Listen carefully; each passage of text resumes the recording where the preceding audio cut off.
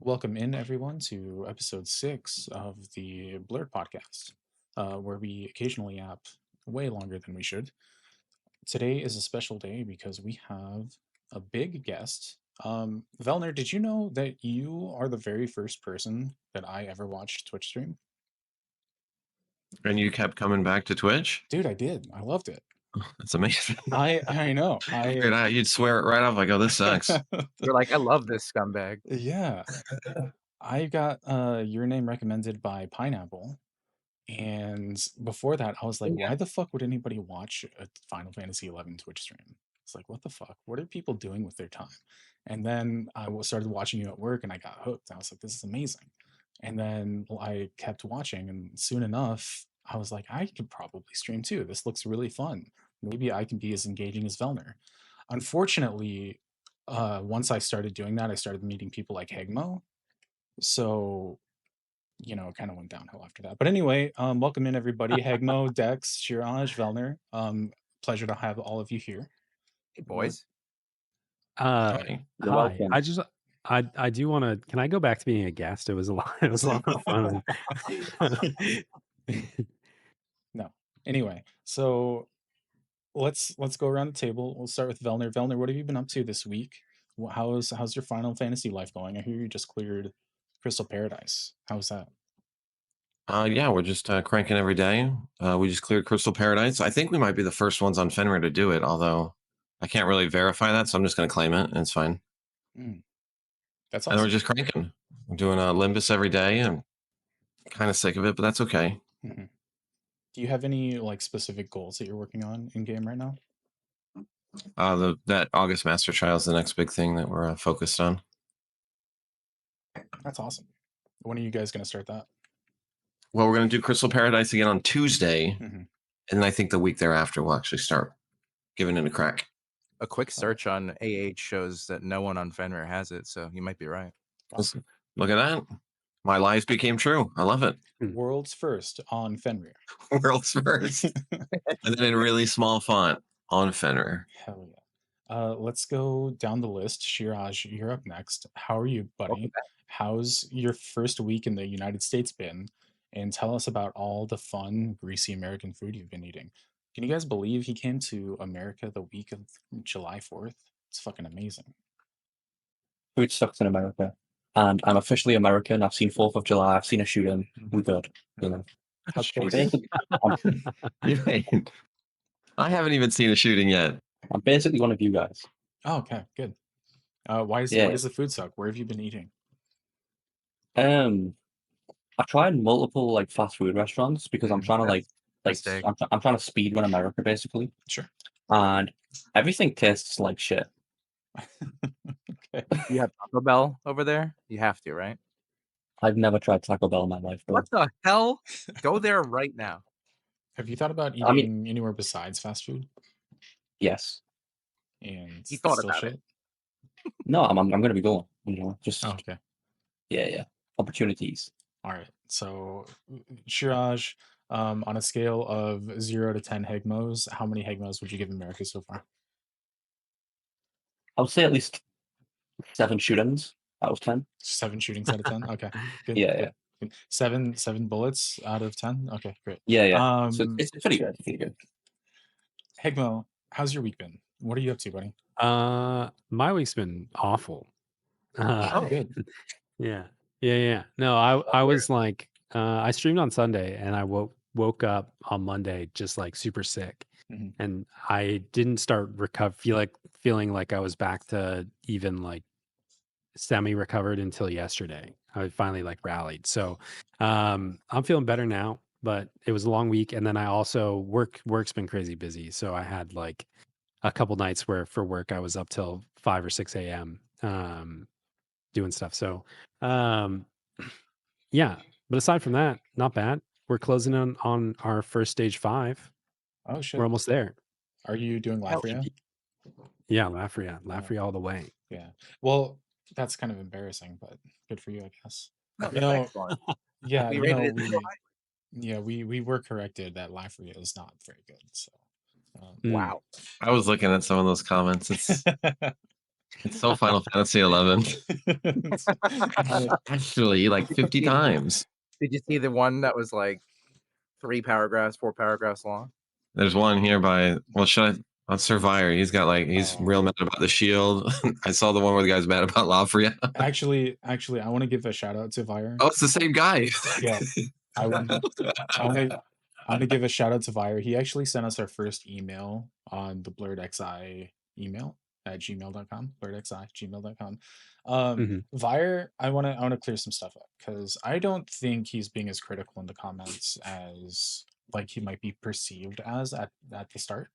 I think to me, and this really came out during his email, is what's happening here is we have a very passionate player for the game, and he's really interested in like what's going on and being involved and putting out like the best information possible. So I really appreciated it. Do His I email was like very yeah, do I like being constantly you know what's the word that I'm thinking of? Constantly like critiqued. yeah, well, no, not critiqued. Um God, I'm blanking on the word right now, but it's I'm fine. trying to help you here. We'll just Lead. yeah, do I like being constantly actually? Maybe not. But like overall, we get stuff wrong all the time. Who cares? Like it's fine. Scud says constantly wrong. No. Constantly. Well, that's Yeah. like your opinion, man. Yeah. I One don't thing like to being remember constantly is the opinions, you know. Mhm. There's a phrase I about think opinion. yeah. I think inevitably, because like we talked about this last week and everything, like you'll always get really long comments. And I think most of the time when somebody takes the time to write something long that isn't in all caps, like they're just passionate about it. Yeah, You know what I exactly. mean? And I think that it's easy when you get a comment on your video to like be like, oh, this person doesn't like me because they disagree with me, and that's not always the case. I think that a lot of No, people just absolutely want not. to be a part of the conversation in a lot of ways, and that's fine. That's Yeah. cool. I meant But being yeah. constantly corrected. That's the word that I was trying to Mm. use, and I don't know why my tiny little pea brain couldn't get. I'm frazzled from the disconnect, so I'll just blame it on that.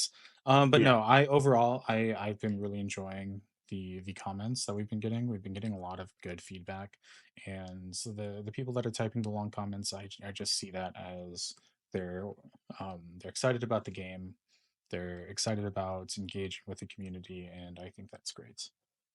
I think it's great to have more people making 11 content, and it's been great to just walk around in town and someone says hi and they're like, I like the info, I like talking, I like hearing. It's Yeah. great. Yeah, and then you're like, don't ever fucking send me to hell. Well, the fame's got onto his head, boys. Fuck there.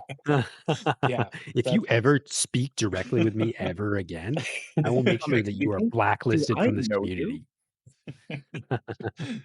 oh man. Since I want to hear because Velner makes YouTube content, he makes Twitch content. Mhm. He's been doing this longer than I think all of us.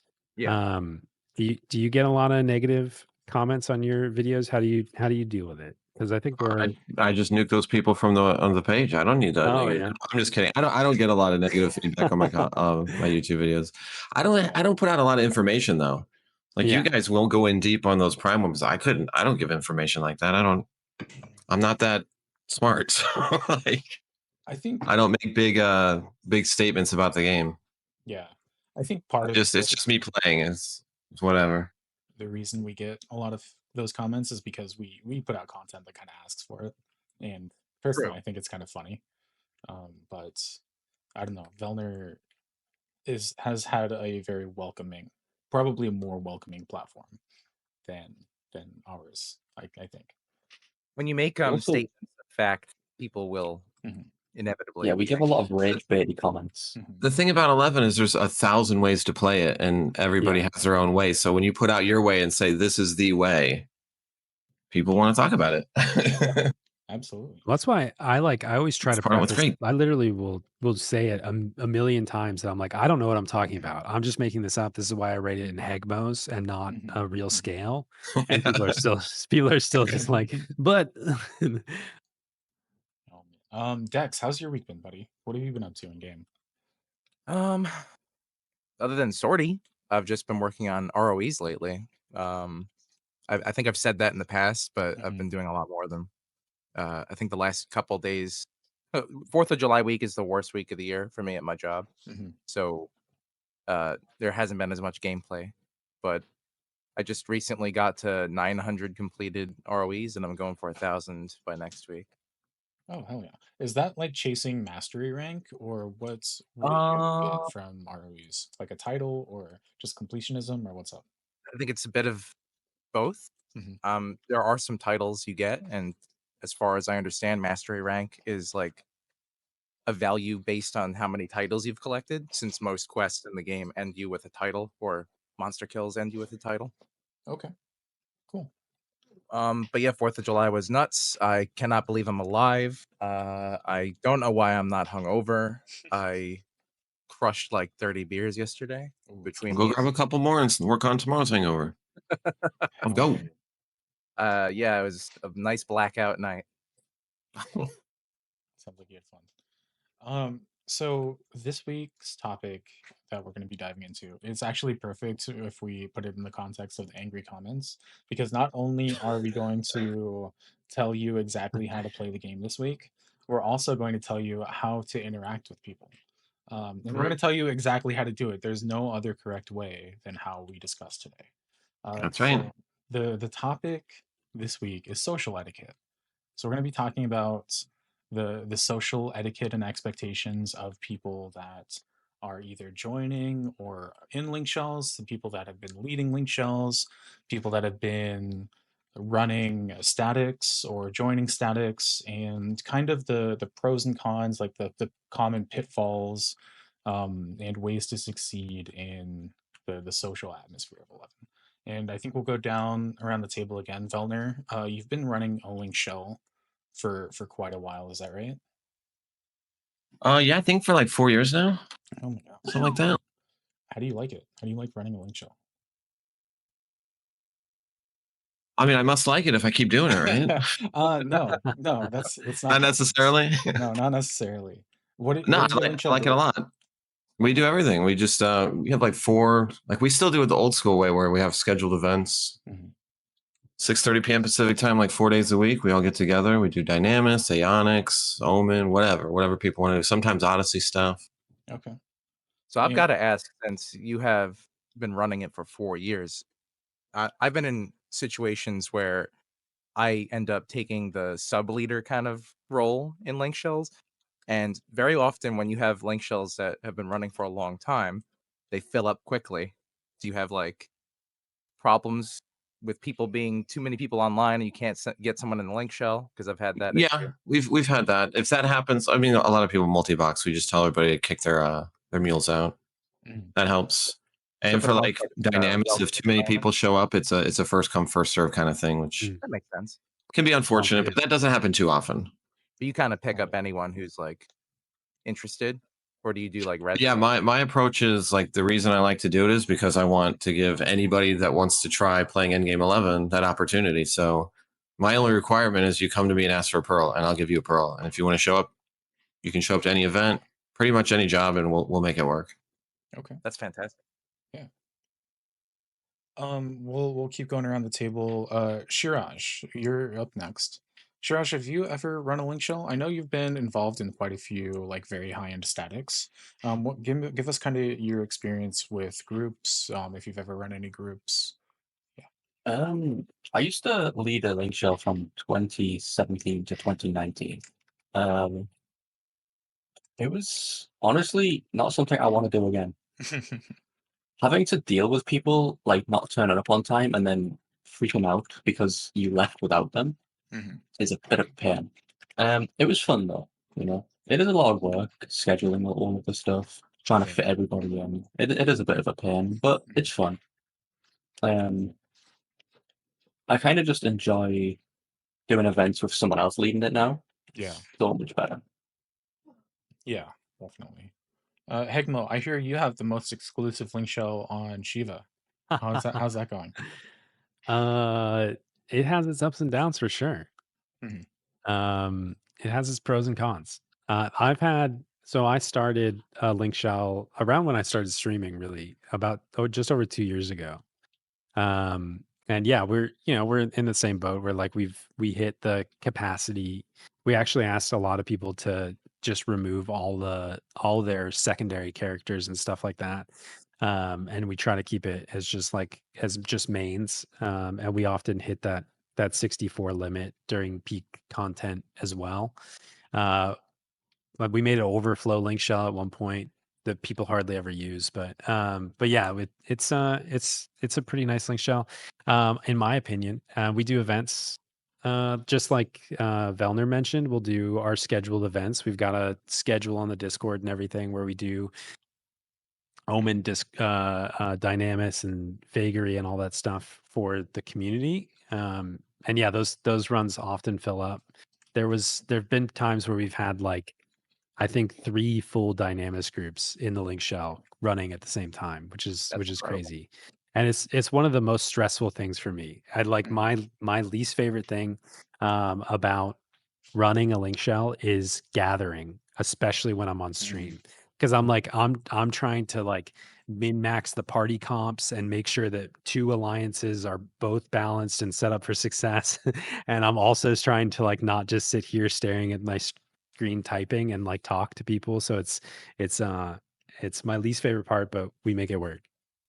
It's kind of like if you ever do an RP supercharge with 6 people where you have to balance 18 jobs and make sure everyone's doing the right thing.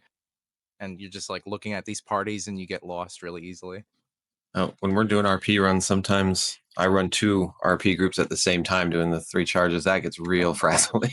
That's Oh crazy. my god, that sounds terrible. Take a Yeah, group with Antaro and one on Velner. And it's like, Jesus. so we who's did. warrior? And we used white mage here, and We did, and I guess I kind of run it like Velner does. So for the longest time, I would stock the pearls and the concierge in all 3 cities as whenever they ran out. Mhm. And we can get to the drama part of stuff in a little bit, but I recently stripped all the pearls out of the concierge, and so it's you have to get a pearl from me or a sack holder now. And yeah, there's an application channel in the Discord now, which Myth was alluding to. Yeah, Yeah, we take applications in 2025, but yeah. yeah, entire. I feel like free and open membership has its pitfalls. You got to be careful. Oh, absolutely. absolutely. Well, you definitely have to be careful. But So how I do you don't earn know. Just PKP in after your it. show? That's a great question. Just be there. Stuff drops on it. We I don't know how you guys do it. I have slowly. I used to do Omen twice a week, so 7 times I would run Omen. I would trying to get all the objectives done, and I totally burned out on Omen. And I've now pawned off Omen to a sack holder. I've have some really great people that have pearl sacks that have taken leadership and taken ownership of doing stuff like Omen, because I'm like, I can't do it anymore. I literally I can't. It just doesn't work. But my personal loot list is just complete anarchy.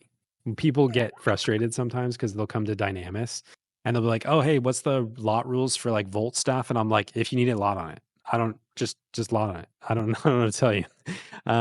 Don't lot on currency drops. Let those free fall. Everything else is just lot if you need it." I think the modern way of doing that, the way you just said, is probably the best way. Like, Yeah. it's very antiquated to assign a point value to events and attendance, and oh, this person is up and no one else can lot. Like, Yeah. it's the game isn't like that anymore. When I Everything's so ran farmable too. Yeah, when I ran my actual endgame link shell a couple years ago, I did the first 3 people that had like the most seniority could lot, and they'd like, put in their what they wanted. And that was just a way to make sure that people weren't getting fucked over if they were there for, 40 runs and then somebody come in for the first time and, ninja their Yeah. stuff. I'm not sure if I would do that today, but then again, I wouldn't run an endgame link shell today either. So Wait, why not? we'll get into that. Uh, Okay. Dex, why don't you tell us about your background running groups? I know you have a very high-end 9 boss sortie group that you have been running for quite a while now. It's almost 2 years now. Holy shit. Um, that's the most thing I run today. Like, I don't really run a link shell anymore. There just really hasn't been enough time for it. I'm a night shift guy. I get home and there's not enough people online during my play hours to really contend with. Me and you used to be sub leaders in the same link shell, and we used to run events in that link shell a couple years ago. The Yeah. time just didn't really work out. Yeah. But I've had experience, being pawned off like Hegmo pawned off the Omen to his sub leader. Hell yeah. And that guy where I now have to deal with making sure everyone shows up for Omen or for Dynamis. And the stressors that are induced with that is not really fun, in my opinion. Yeah. But I envy the whole link shell dynamic. Like I want more people to have those experiences so that you can kind of jump in and start from scratch and get to the end point. Like having an environment that fosters you to grow as a player is really important. Oh, absolutely. Speaking of environments that foster you to grow as a new player, we can start this one with Velner. Velner, what do you look for in new players joining Link Shells? Whether that's like a brand new player fresh to the end game, or like somebody that's been around for a little while and he's new to your Link Shell. What kind of attitude do you want from that sort of player? I just want somebody that will listen, and once it was like curious enough to ask questions to make their character better. Like I don't go out of my way to like hold hands for somebody that's new and I'm like, hey, you should be doing this, this, and that. Okay. Like when we're in content, just listen to what's going on, pay attention, and Yeah. and just have that curiosity to say, okay, I'm seeing these guys doing these kinds of numbers. How do I do that? Like I'm on Corsair. How do I make sure I'm making the most of this job? And like if you're on Fenrir and you're in our link shell, you have access to like most knowledgeable players on the server. Not me, obviously, but some of the people in our link shell, they know their stuff. Yeah. And they're willing, and they'll talk about it all day if you ask them. Oh, yeah. Just don't get them started in the comments. Shiraj, what do you recommend? Like, what for new players going into like either a static group or a link shell group? What are your words of wisdom to those players? I think they should have a goal in mind, honestly, because if you're trying to like join a group, you need a purpose, and if you're just trying to join just to fit in, you're going to be lost. You're not going to be able to like join them on content because you're going to be undergeared. You're not going to have any idea what they're doing, you know. But if you see a link shell doing Odyssey, you can prepare ahead of time, which you should do. You should ask questions about the content you want to do, and you should show that willingness to improve and learn. Otherwise, I don't know, why would someone take you? Yeah, that's a good point. I see a lot of DDs that join like fresh 99 Sams or Dark Knights with ambuscade gear, and then they get confused why they're not getting invited to content in the link shell. And it's just one of those things where having good self-awareness is pretty important if you're trying to actually be an asset and be involved in a group. Higmo, for you're the most exclusive link shell in Shiva right now. So what do you? How do they jump through the hoops to get into this exclusive? Well, yeah. I think that joining the Hegmo link shell is, which is what it's called. The very egotistically named Hegmo link shell, probably a terrible idea in the long run, but it's very easy. Like you just have to ask. Like I love for new players to come into the link shell. I love for people that are coming back to the game. You just have to like, you have to ask somebody, you get an invite. And that's really it. There's no real qualifications to join. But I think that like to expand on what Velner was saying and what a few other people were saying is that like how do you successfully join the link shell is you have to be motivated to join and like participate in a lot of ways. I think that we've seen a lot of people come in and leave and stay or whatever in the past year or 2 years, and I think the people that have a hard time are the people that come in with complaints about like, oh, I don't get this, I need this, I want this, and the people that succeed are the people that come in with questions, and they want to learn and they want to get better, and they're there to like improve. That self-awareness is super important. I totally agree with that. And yeah, and like thinking about how can you be an asset to the group so the group does better, rather than thinking how do I get better for myself. Absolutely. I won't.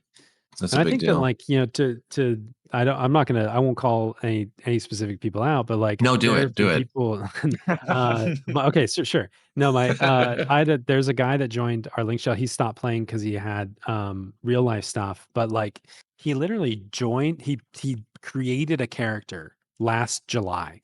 Like he started playing the game for the very first time. And granted, he had a very open work schedule. He wasn't working because he was like off from school, and it was before he started work and all this other stuff. But he like got into a Dynamis Divergence run 1 month after he created his character, and he was like the third highest damage dealer. Damn. It's just like he wanted to learn how to play the game, and he would ask questions. He'd ask like, oh, what do I need to improve my gear to like get stronger? Oh, I was looking at BG Wiki and like it said to do this, and like those are the people that end up doing really well. And it's like you look at that compared to people that have been running Dynamis for 18 months that are not above that. And it's like, okay, so what's the disparity? You know what I mean? Where are we losing this? Sounds like that guy's just an absolute unit. Yeah, he's a he fucking was for champion. sure. That's exactly what you want to see from new players. Yeah. Dex, do you have anything to add? And this doesn't even have to be like a new player, but it could be like somebody that's new to your group. Let's say like somebody joins your Sortie 9 boss group. What kind of...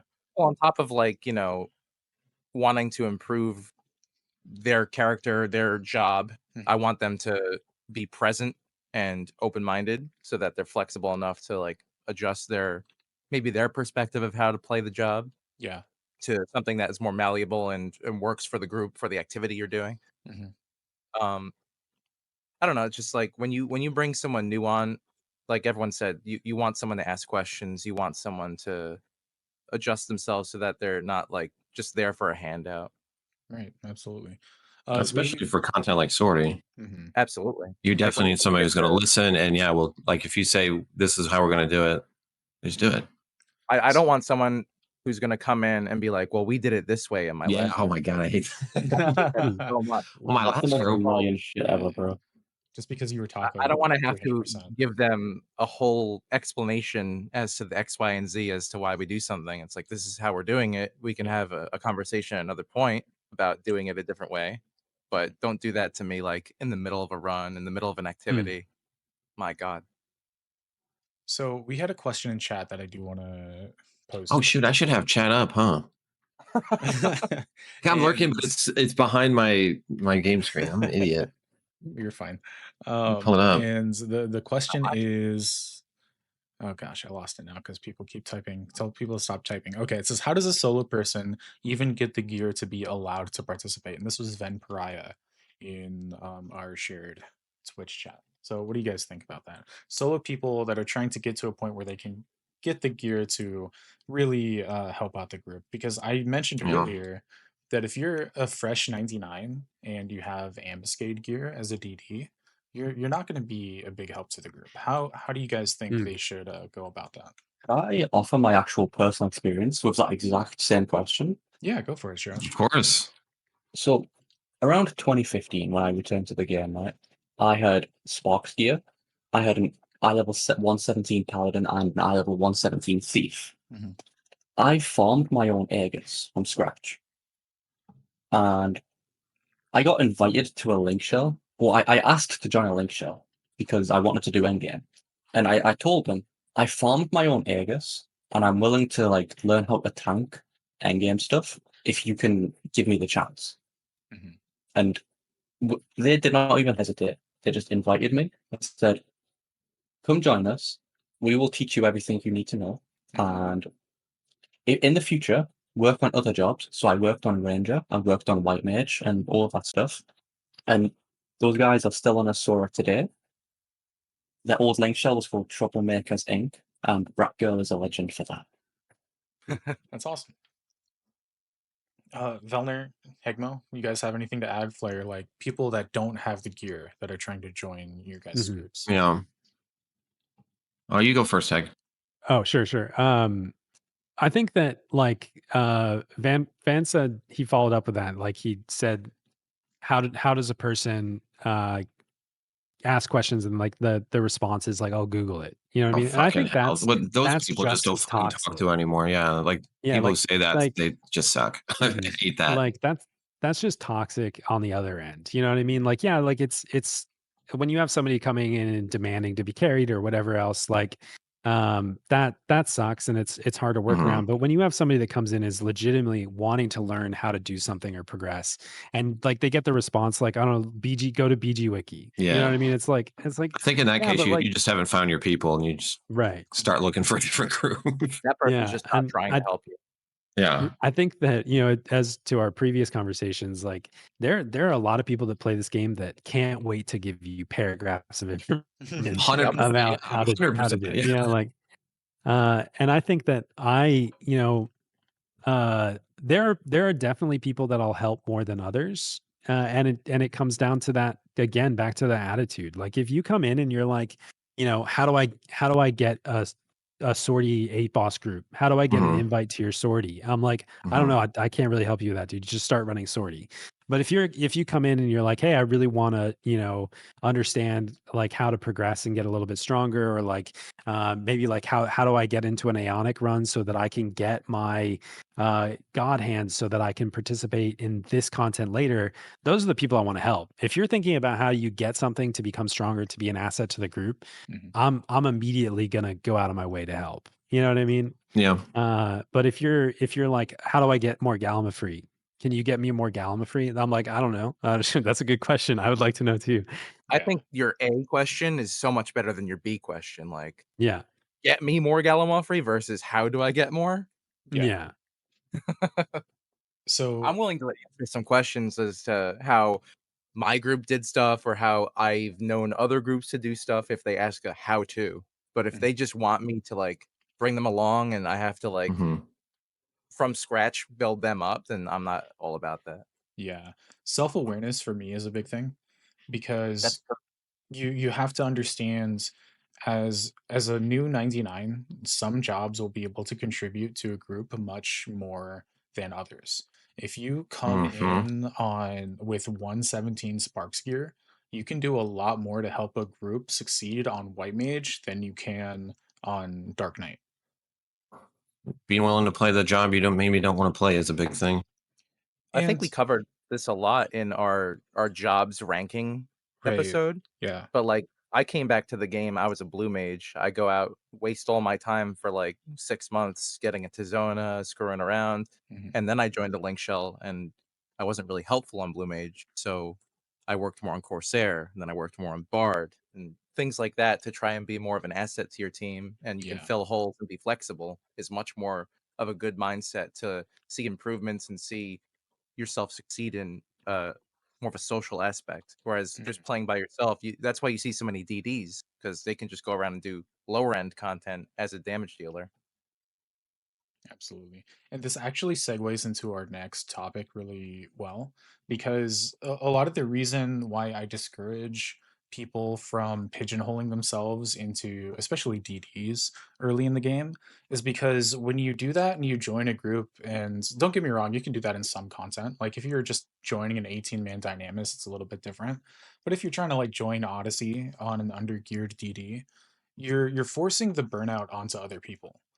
When I run a link shell, the biggest reason I don't run endgame events anymore is because when I did, I would have to go tank every time. I would have to go healer every time. Mm. I'd have to bring the bard every single time because other people were not willing to do it. And it kind of puts you as someone that's running the group into a point where you're either going to burn out your regulars because they have to do it, or you're going to burn yourself out. Have you experienced like challenges like that, Vilner? Oh yeah, for sure. And like just kind of going to that question, that's part of it. A lot of time, I'm almost always tank Mhm. because nobody else wants to do it. Yeah. Now I don't. Fortunately, Yeah. I love tanking, but and now tanking is really not as necessary as it used to be. But I probably for the first 3 years of me being in the like running Link Shell, I was rune fencer for everything. Always. Nobody else wanted to do it. Mm. And even today, I end up multi-boxing a lot for the content because nobody has Bard or nobody has White Mage. And so to answer the question of like, how do you get into content when you're under geared? How do you get the gear? If you're willing to be that person that says, hey, what does this group need? And they say, like, if you come to me, I'll be like, I need White Mages, I need Bards. And if you work on gearing those, I'll help you gear them. And you're going to be invited to everything. You're going to be top of the list of who I ask. Yeah. Yeah, Absolutely. And also, if you're like, when you're gearing up, I find it's really helpful when people ask me for specific things rather than just like really general. How do I get good? Like if you're gearing up a job and you say, hey, I need this thing because you've went and looked it up and you know that you need this piece of gear. At least for me, I'm much more responsive to like, oh, you need to kill this thing? Let's go kill it. Yeah, yeah. When someone's But if you done just it, say, can you help me get some gear? I'm like, oh, I don't know what to do. well, when you're in a situation where you're like the tank and you don't have anyone else, are you more willing to accommodate someone supplanting you as the tank? Because I would love to help them develop their tank so I don't have to go tank anymore in the Link Shell. Oh, yeah, 100%. Yeah, absolutely. Whenever I tried to do that, people got bored very quickly. There's only a few tanks that actually wanted to play a tank. I think It's- tanking is such a niche role. It really, it's more niche now than ever too. It's kind of a shame. Yeah, one of the especially with all the gear creep. Like, you know, I tank Dynamis wave 3 all the time. We don't even bring a tank anymore. I just go on Yeah. warrior and do You the just go most on warrior and it's fine. yeah, like, It's kind of absurd. yeah. So what do you guys do as a Link Shell leader when you run into those events where either you have, let's say you have one or two bards that are regulars, and one of them says, "Hey, I'm tired of playing bard." What do you do at that point? I mean, that's so that I said earlier that like the party forming part of Dynamis or Omen or something is usually the most stressful part for me, because you know, like building on what you guys were saying, it's like, you know, you start building the alliance and somebody's like, okay, we got a full party here. I'm like, okay, cool, let me add them. And then you start looking and it's like, okay, that party is 2 pups, 2 thieves, a red mage, and a summoner. That is not a party, by the way. And so like that's always super difficult, and you know, that's something to figure out how to deal with. But I think that like when you have the bard that's like, hey man, I've come bard to every single run for the past 3 months. I really need to start working on my Corsair. You know, like, or I really need to start working on my thief or whatever. Like, you know, they've done their community service. It's hard because then you have to find somebody else to play bard. But I think it's just like, you know, again, like that there is I don't have a DKP system or any kind of point system, but there's definitely a social credit system in my head that I'm aware of. You know what I mean? When I see the person always coming bard or whatever, they're gonna get favor. You know what I mean? And I'll figure out how to slot them in. Whether it means that like they take you know, one of like my character's slot. You know, I'll kick somebody out from my party, make sure that they get in. And you know, we'll just make it work. But yeah, if people are willing to sacrifice their enjoyment to try and help the whole team do better, then that really shines, and you want to give back to that player. Yeah, absolutely. So you don't want to either pick on them either, right? You don't want to have them be the one trick. You want people to grow. So Velner, I know you already said this, and I wonder, Hegmo, do you ever do the same thing where you just don't have the resources from the Link Shell, so you end up having to bring extra characters to pick up that slack? Do you ever get tired of that?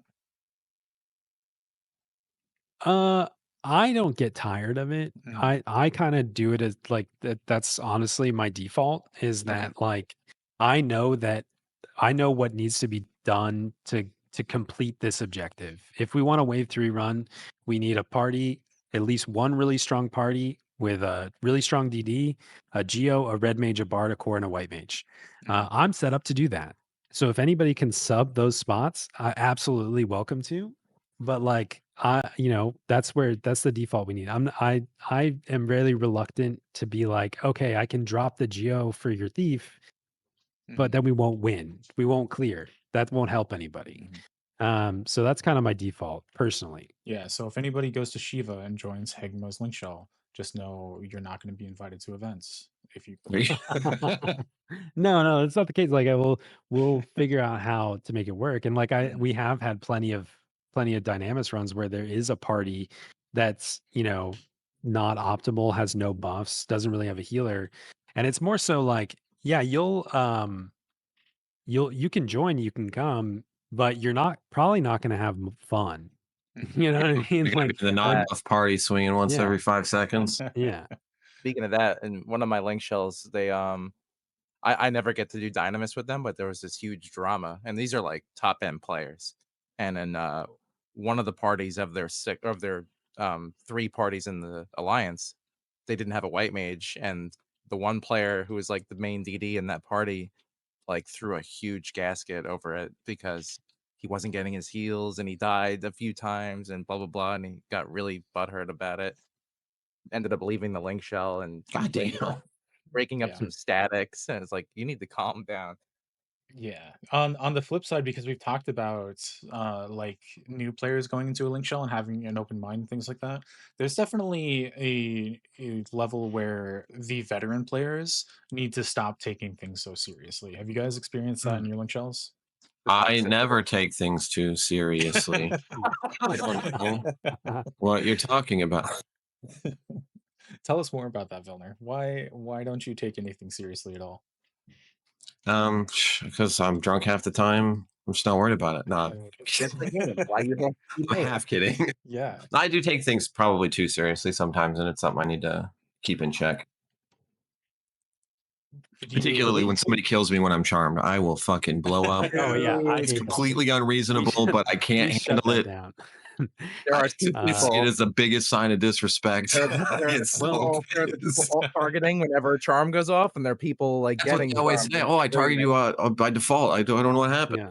I don't want to hear that's it. weird because that's impossible because you would have had to switch charm. I auto targeted the kick button on the link shell menu by default. Oops. I would say never kick anybody for it. As advice for a new player joining a link shell, don't be that guy because you will make someone pissed off. Yeah. I know it's funny mean, for half a second, but that used to happen occasionally, and people thought it was funny, and then they realized that the entire run stopped for 5 minutes when that happened. Yeah, Like, okay, we're not moving problem. anymore. I'm gonna wait until I unweaken, I guess. Putting people on ice. Yeah. I also started putting retaliation up right before.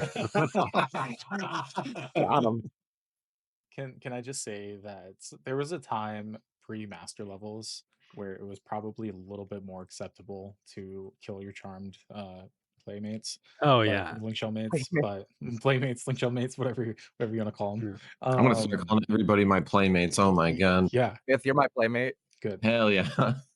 But now with master levels, personally, I don't mind it, and I think it's funny. But a lot of people take that more seriously, and I can understand why, because of how much time you have to invest in doing master levels. Maybe don't take that XP away from people. That is not very easily earned. I will say though, in terms of going like the taking things seriously thing, I take like party composition very seriously. In that, like, that's why I stress so much about it. Cause like it's not fun for me to play the game without the proper buffs. You know what I mean? It's not fun to not do well. That's my baseline. If we're slogging through stuff and like not succeeding and I know it's because we don't have four songs up, or the wrong songs are up, or rolls aren't coming, like that's frustrating to me. And it's not fun. So I take that part very seriously. But like when it comes to the actual event, I don't care at all. There's never a point where I'm like, we failed the wave 3 boss and I throw my keyboard or anything. I'm just like, oh, well, we lost it this time. Let's get it next time. We got a lot of stuff. That was fun. See you guys next time. Bye. But I take the prep very seriously. But the journey itself is kind of like, you want to have fun while you're doing it. Otherwise, it's just like fleeting success of like fleeting moments of joy followed by a slog, and you don't want that.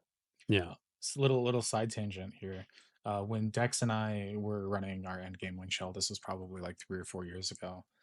I think closer to 4 now. Time flies. Yeah, it was one of our first link shell Dynamis Bastock wave 3 clears. I think we'd done it like a couple times before then. But I was one of the 2 tanks, and we needed to because that wave 3 boss charmed or something like that. And I was lagging so bad that I was trying to use a med from my inventory, and I You were trying to used put a my re-raiser back up to avoid Odin. I was trying to put re-raiser out to avoid Odin, and my inventory lagged so bad that I used a black hourglass and just wiped out. Wiped the whole run. Yeah. Hell yeah. So the whole run was scratched because I fucked up, and then I had Dex made a that. meme out of it. Yeah, very early on in sortie, I had a friend that was in part of my original static in sortie he did have a temper, like he would get mad in game and stuff, and I was just always like, it's okay, dude, like it's fine. But there was one time where he went to drop his wing or whatever at D, Oh no. and he warped out, and it was like not even halfway into the run, No. and he like literally just like goes fuck and then just leaves the Discord and drops out of the run, and and I don't think he came back for like a week. Yeah. So I think that's a good question to bring up. When you guys have like embarrassing moments like that, because I mean I've had Oh several. I'm fuck. sure you guys have too. Were you I'm guys, nothing but embarrassing moments. how do you guys handle My whole fucking stream. how do you guys handle that, one as like a member of the group, but also like as a leader of the group too? How do you guys work through that? Man, it's real bad too when you're the leader, because when other people mess up and you chastise them for it, and then you do something stupid, it's like, oh shit. Yeah. I mean, it helps keep you in check. That's for sure. Yeah. It's. I mean, I think it's important to just own up to it. Say, hey, oops, sorry. Take it on the chin. When you're like I'm an idiot. when you wipe in wave 3 Dynamis and you're like, come on guys, who pulled the fucking Halo? You gotta like don't no AoEs. How many times do I have to say this? And Yeah. then they're like, you were auto attacking it. Oh my god. What? I did that. I did that recently. I used some stupid blue spell I never used. And I didn't know it was AoE, and I hit the circle. I'm like, who hit the fucking Halo? How many times? Somebody chimed in that never talks, like, it was you, dude. It's just a good reminder, guys, that like everything's a learning opportunity, and like we gotta keep an open mind. Just totally Abaddon explodes, and you're like, "What the hell happened, guys? Who's not draining?" You look at the log, and you whip your sword out. You're like, yeah, "Oh, I was auto attacking. I'm like, oh yeah, okay, whoopsies." yeah.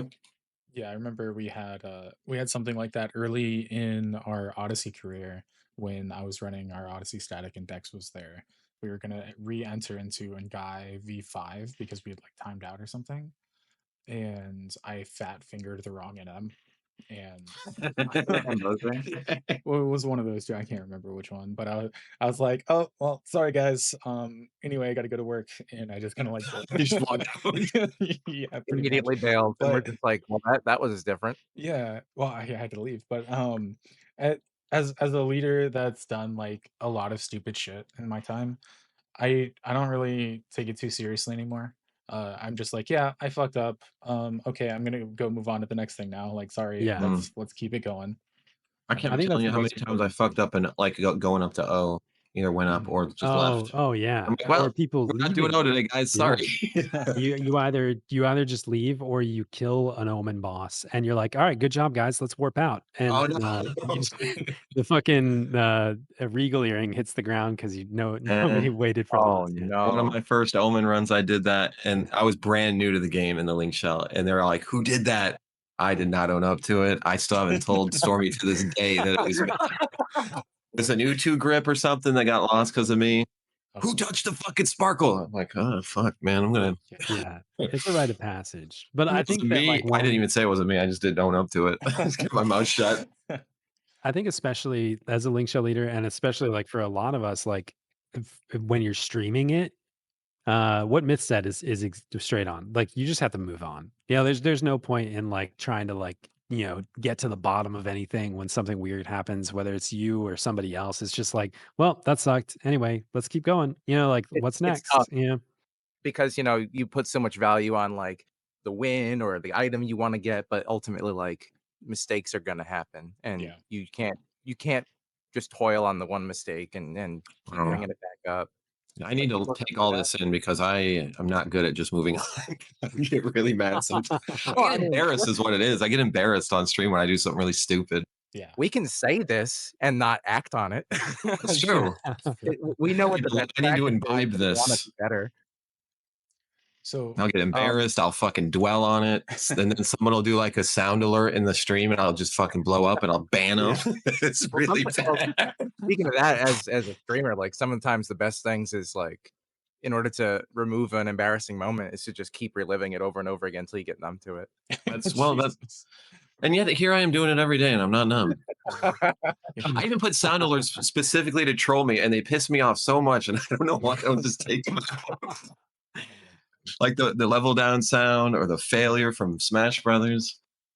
Failure. Oh, Yeah. I do sometimes, and I'm relatively chill. Like I don't often get pissed off at stuff, but like there are times where I'm like, I want to just like, I want to snap and be like, do you really think this is a time for a multi-paragraph text-to-speech, guys? Come on, like, read the fucking room, all right?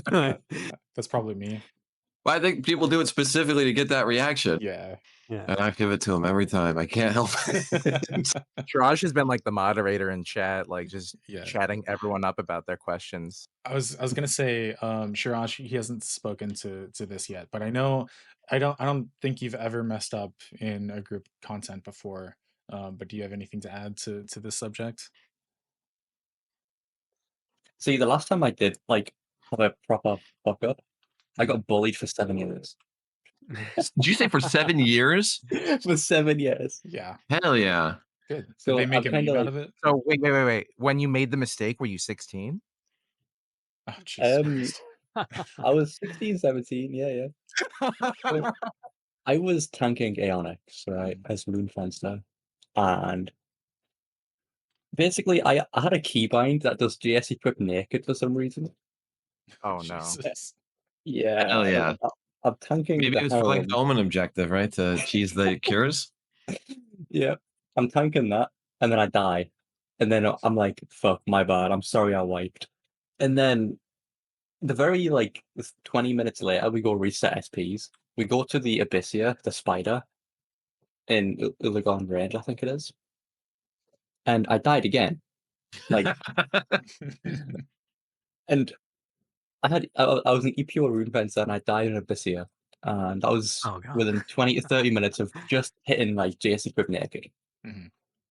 And ever since then, I'm just like paranoid about making a mistake.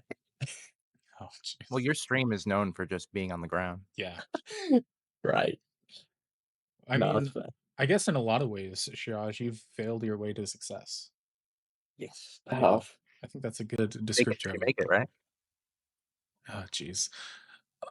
Siraj and I So have a secret rivalry about who dies more True. on stream, True. and I think he probably has more deaths, but it's to like master trials and Mhm. soloing, Omen bosses, and my deaths are to like, Odyssey segment farming again. Interesting. So moving on to the next topic, we're going to discuss social versus endgame link shells. To me, I personally I run a purely social link shell. I started this link shell because people in my stream were asking for a link shell. I have no idea why people have joined this link shell. I am fairly hands off. Is it the Friends with Benefits one? Yeah, so it's Fighting That's Monsters such a with good name. Buddies. FMW. Oh, that's right. Fighting We get Monsters the with pictures Buddies. once a day. That's why we're here. Yeah, yeah, you do get free access to my only Elvins. But mostly I threw it up on the concierge, and now like it's almost full. Like I had to ask people to take their alts out, and then like maybe once a month if I'm feeling pretty zesty, I'll do one event. And most of the time I'll like say, hey, I'm probably going to do this weekend, and then the day I'll be like, I don't feel like it. But I like my little social shell. What do you guys think? Is there a meaningful difference between social and endgame shells these days? I personally don't think there's a difference. I think like any link shell, unless it's like a really tiny tight knit group, any link shell will inevitably do some sort of events together. And to what degree do you distinguish that? Like, I don't think there is a difference. Yeah. Velner. Yeah, I think that like I agree with Dax entirely. Like the a lot of the end game currently is social.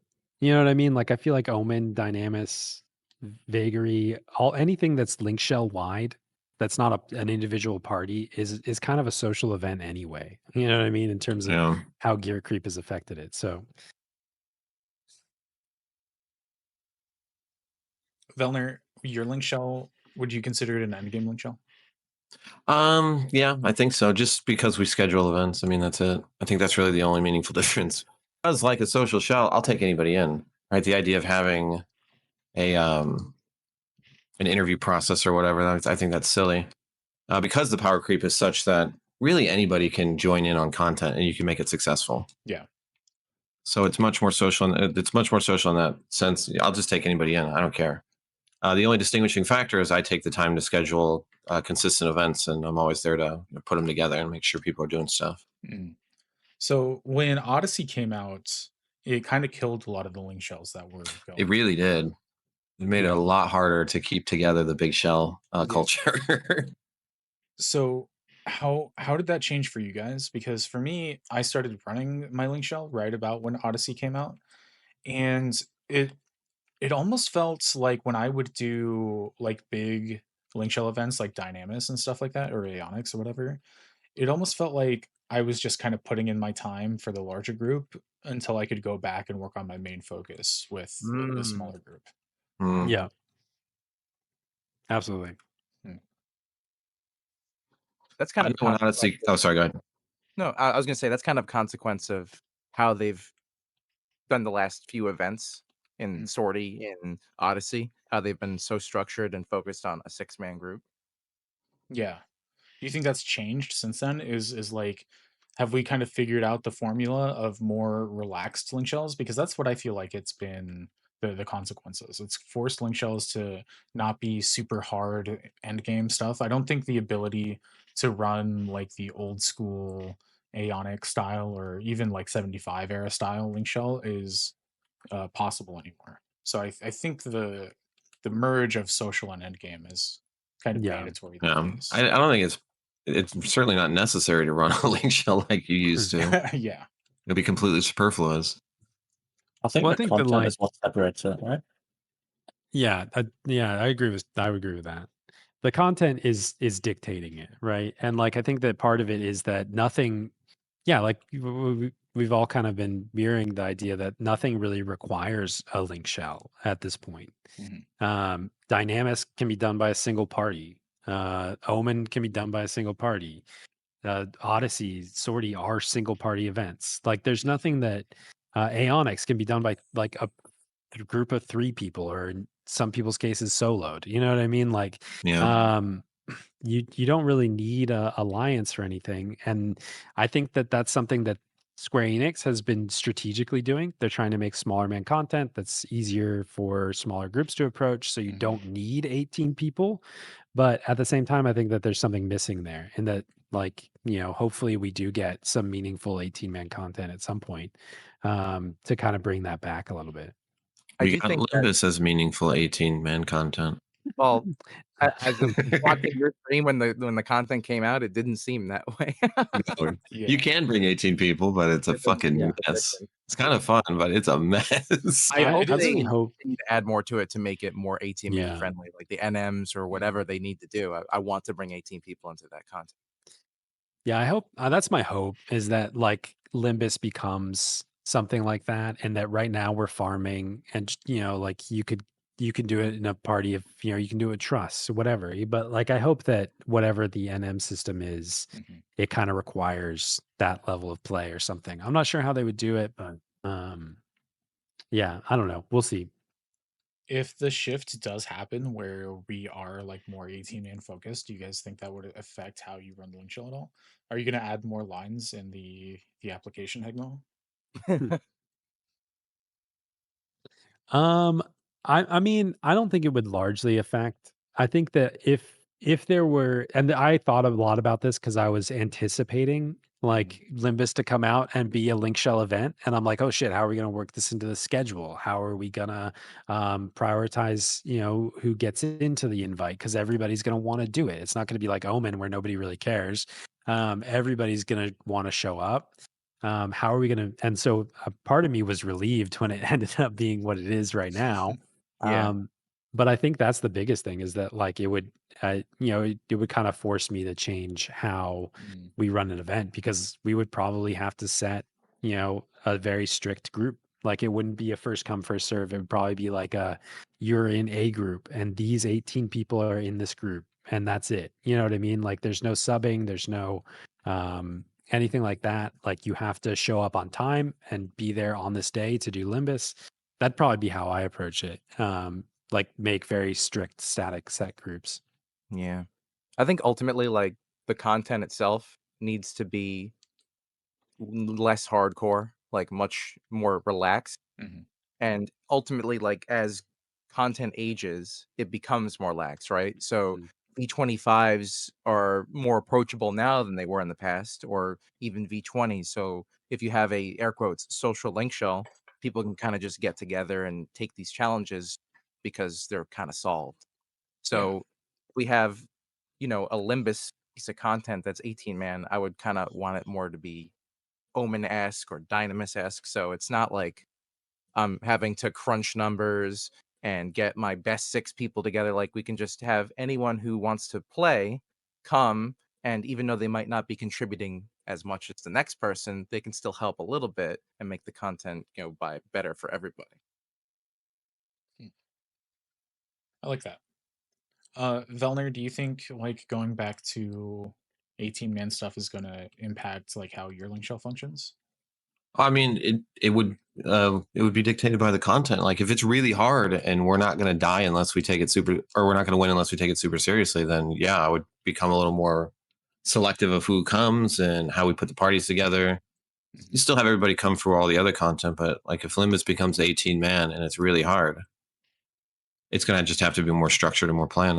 That's all there is to it. Yeah. When was the last time that 18-man was actually hard? Like Not as long as I've been playing, to be honest. For me, a couple weeks ago. No, yeah. I think it was probably when Wave 3 came out, right? That was like Wave 3. Oh yeah, Wave 3 was hard when I started. I'm a liar. When Wave 3 came out, it wasn't super easy. You could still like 9-man it, but it wasn't a pushover, But I would say not every member in that 18-man alliance had to really pull their weight though. Still, Yeah, that's what I mean. Like only 9, maybe 9, 12 people had to be like on point. The rest of them are kind of just there for the, I think by design, what I was trying to get at is that 18-man is a lot more chill. I would say And that to a degree, like 18-man Aeonics are still harder than 6-man Aeonics. Like yeah, that's definitely true. They are harder, yeah. But they're a lot easier than they used to be. Yeah. So as a person running these events, would you have hard limits for people that can and can't join if the content was difficult enough? Like let's say Limbus was actually more difficult. What do you tell these players that want to join on their like let's say non-mastered samurai with no Naame or anything like that? How do you handle that? Go get your Naame. I'll take you into Odyssey right now. We'll get it unlocked. Yeah. Yeah, just swiftly crush their hopes and dreams. 100%. I mean, I think that if just in the theoretical Limbus coming out where it's very strict and very difficult, you need 18-man operating under ideal circumstances, that comes out. Given if it continues to work like Limbus does now, where there isn't a job requirement, you're not getting warrior Limbus points, you're getting Limbus points, I would probably be really strict on jobs. I would say like, hey, if you want to participate, I need a 4-song, honor march bard. I need a full potency corsair. I need a geo. I would probably be strict on roles, and there probably wouldn't be a lot of like, oh, but I really want to come on summoner. It's my only job. Like that's kind of sucks. Sorry, man. Like we don't have a spot for a summoner. You can come to Omen tomorrow, but tonight we're doing Limbus. Yeah. Sorry. Yeah, that's a fair way to approach it. Like if you're in a link shell and you want to participate in all the content, then you need to be flexible. Going back to where we started, you want to have them be willing to change to something. If they want to do the harder content, then they need to be able to do something else. They can't always be going on the job they want to play. But that's how I got an end game content myself. I played Dragoon, and then our link shell. I kind of had Paladin, but it was boo boo. And then like we had one rune fencer who was leaving. He was like transitioning out of the game, and there was just that opening, and so I played rune fencer. Knew nothing about it. I was just willing to do it. For players that are yeah, that's one thing that like is terrible with like endgame now is when I try to help people like come back to the game, they always, especially it's always DPS. It's every single time a DPS job. They always want to join for like V20s, V25s as a DPS with like R0 Nyame, and it's like you're not ready. Yeah. Like players that like that, they might have like a positive intention, right? They don't want to be a leech, but they do want to participate. Yeah, but a lot of people have this mindset where if I can't come DPS to this content, I'm just not going to come at all, and you're going to suffer for it. And that's such a shame with current 11 because it really encourages us to play multiple jobs. I mean, Odyssey like requires it, and it's fun. It's fun to play different jobs and different roles, and yeah, absolutely. I think a lot of newer players, I think might see that as like a hurdle, though. Like they're scared to take the dip into multiple characters, whether it be because or not character jobs, because they don't have time or whatever. But it is very rewarding. Hegma, what were you gonna say? I was just going to say, like, I was going to pick up on one thing Shiraj said, and I think it's just important to say, even though it's not really relevant to the full conversation, is that like what that happens a lot where newer returning players come back and they're like, hey, I want to get in on this V25 Kalunga so I can be, at end game. And I feel like I frequently have to remind people that like that's not the next step. Yeah. You don't go straight to V25. Like, there's a lot of people that come in and want to do Odyssey stuff. And I'm like, okay, so you start on Atonement 1, man. Like you don't just go straight to Boomba V15 and get your Nyami fully RP'd. Like that it doesn't work like that. We all had to start at the bottom. That's perfect, honestly. Like that's great advice for someone who's wanting to be an asset in a link shell, but you do need to take the steps to get there. Yeah. Like you don't come into a link shell and be like, I need R25X. You're like, I need this gear. How do I get there? Okay, well, you can start off doing V1 or V5 and then work your way up. And then people will be willing to help you along the way.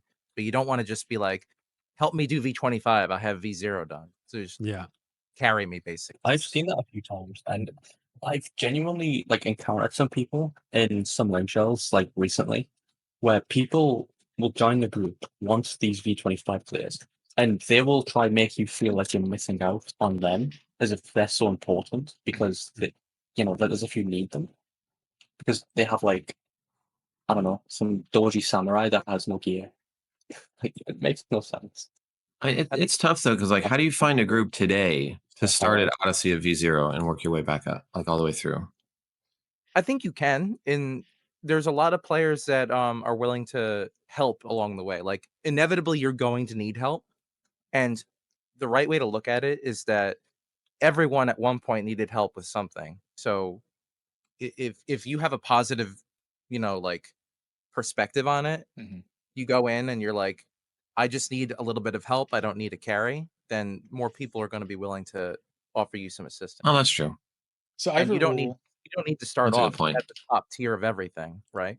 Yeah. No, you definitely don't. I think a lot of new players miss that framework where they do think, oh, I got to go straight to the top, and there's all the steps in between of actually. Yeah.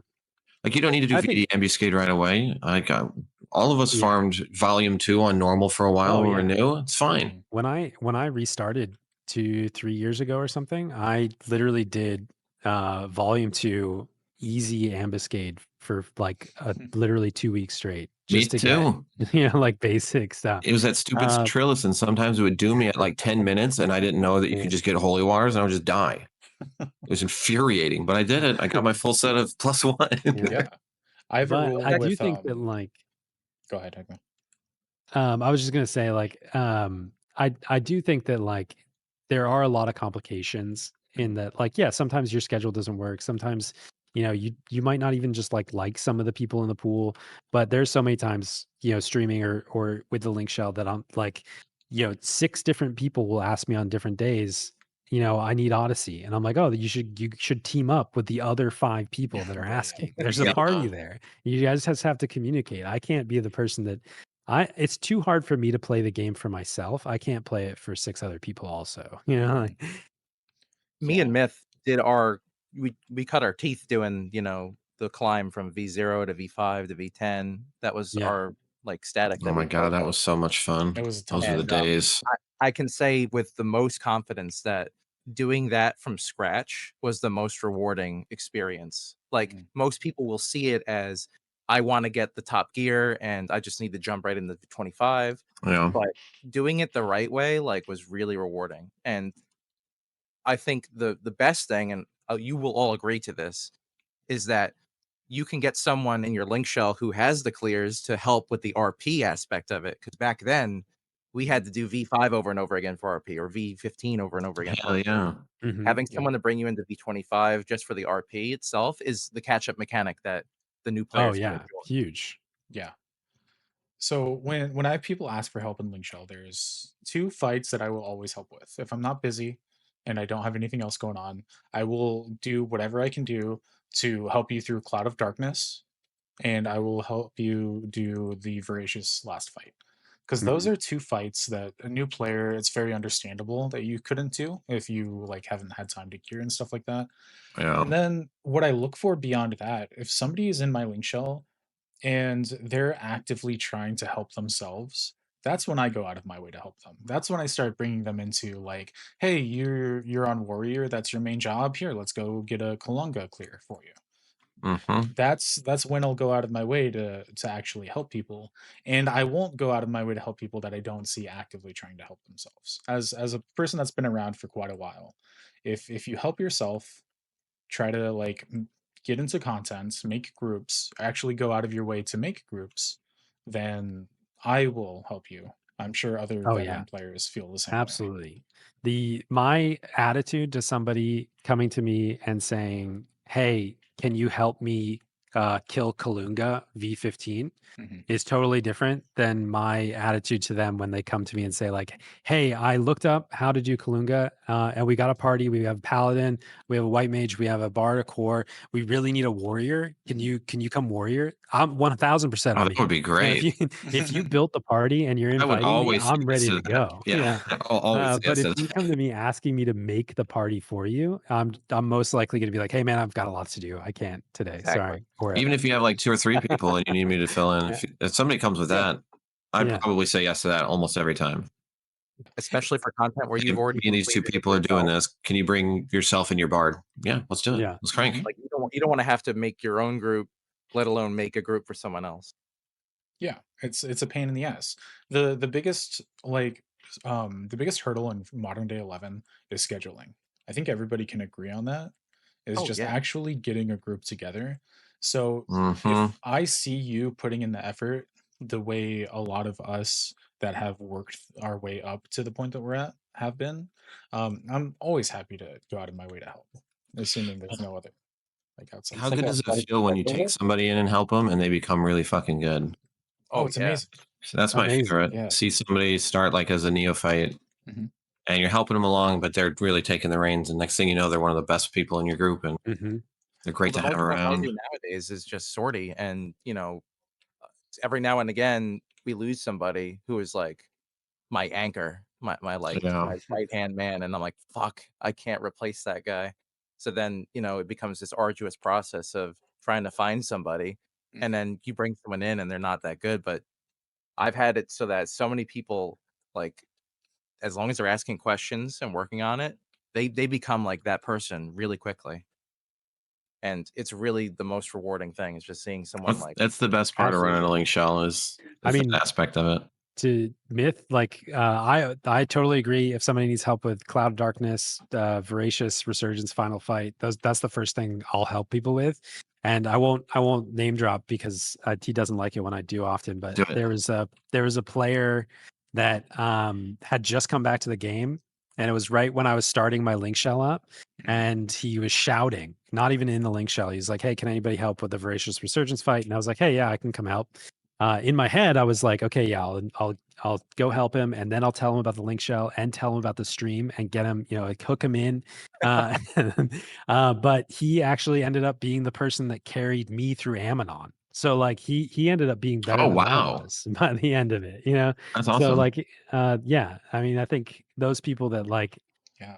take You really groomed him, huh? that step and then they go on their own and they learn how to play the game and everything, that's the best. Mhm. It's the most rewarding thing.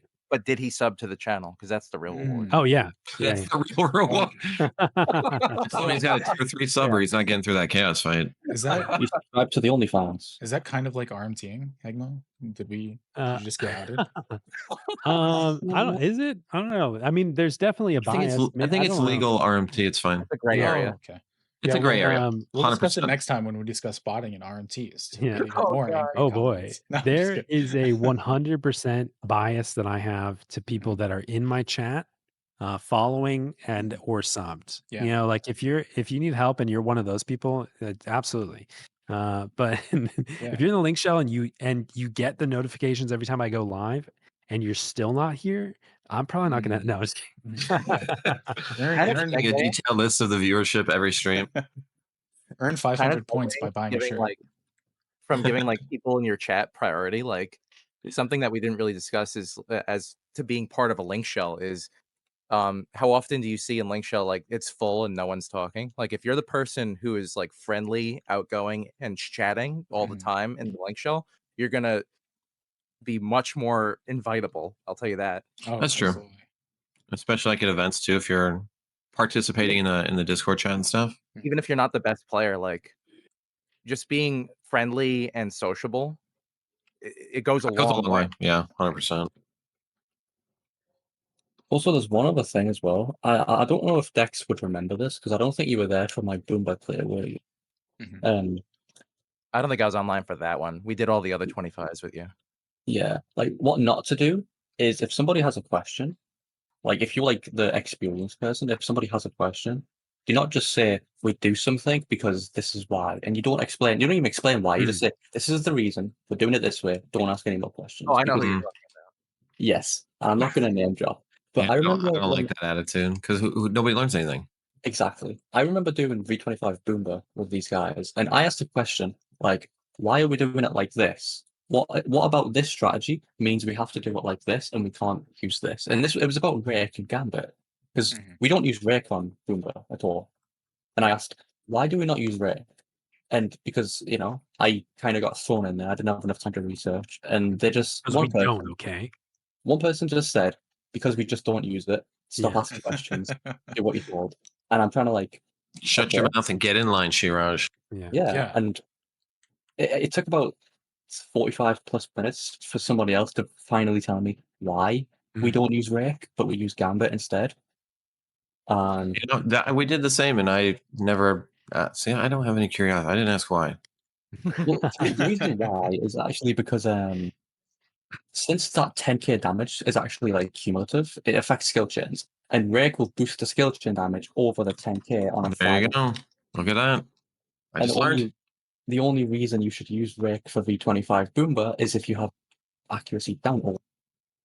It can help boost the quarter damage and not get a resist. And I didn't know that until I got asked. Or until I told now you know. I'll check myself. Shiraj, just Google it, man. BG Wiki. Yeah, just Google it, buddy. Yeah. Come on. I'll check myself even on like Dynamis sometimes. Like when I know there's a new player that hasn't done like, people will be like, "Oh, this is my first time doing Dynamis Divergence." And like I'll get halfway through the run and I'll be like, "Oh my God, sorry. Yeah, so this is what we're doing, by the way." Like I'm real bad about that too. Yeah. They're just like like explosions going off all around them. Things are popping and dying, and they're like, "What's going on?" I think it's worth noting. Oh, go ahead. I was just going to say that it's worth noting that not everybody or no one knows everything. We've all been around for quite a while, and you see how many comments we get corrected on. So it's important to note. Yeah, it's important to note that even the people that may be running events, don't know everything about the event. So don't feel bad if you're missing information. Go ahead, Dex. I was going to say, and this kind of goes in with that as well. If you're in group content, like there's a right way to ask and say things, and there's a wrong way to ask and say things. And if you're a lot more like, I don't know, nice about the way you ask things, then you might get a better response. Yeah, I think that's absolutely fair. Just to kind of circle back to what I was saying, I just want to like remind everybody that, like I said, not everybody knows everything. Even the people that will like go into the comments and stuff and try to correct you, they don't even know anything. They might appear like they've been playing the game for ages and ages, but don't be afraid. I run link shell events all the time and I have no fucking clue what I'm doing. I don't tell anybody that I don't know what I'm doing. I'm just like, hey guys, let's go do this content. And then Becomes halfway boring. through, halfway through when we're dying all the time, they're like, what the fuck are you doing? And I'm like, I have no idea. It's okay. Why are you So asking me? I don't fucking know what's going on. yeah, I'm like, hey, I put the party together. Isn't that enough? Come on, give me a You break. guys are supposed to know and tell me. Hey, that's my strength as a link show leader. I don't really know a lot of mechanics, but I'll put the groups together. Exactly. I can do that. I need somebody else in the group though to be knowledgeable. That's my piece. I get everybody together.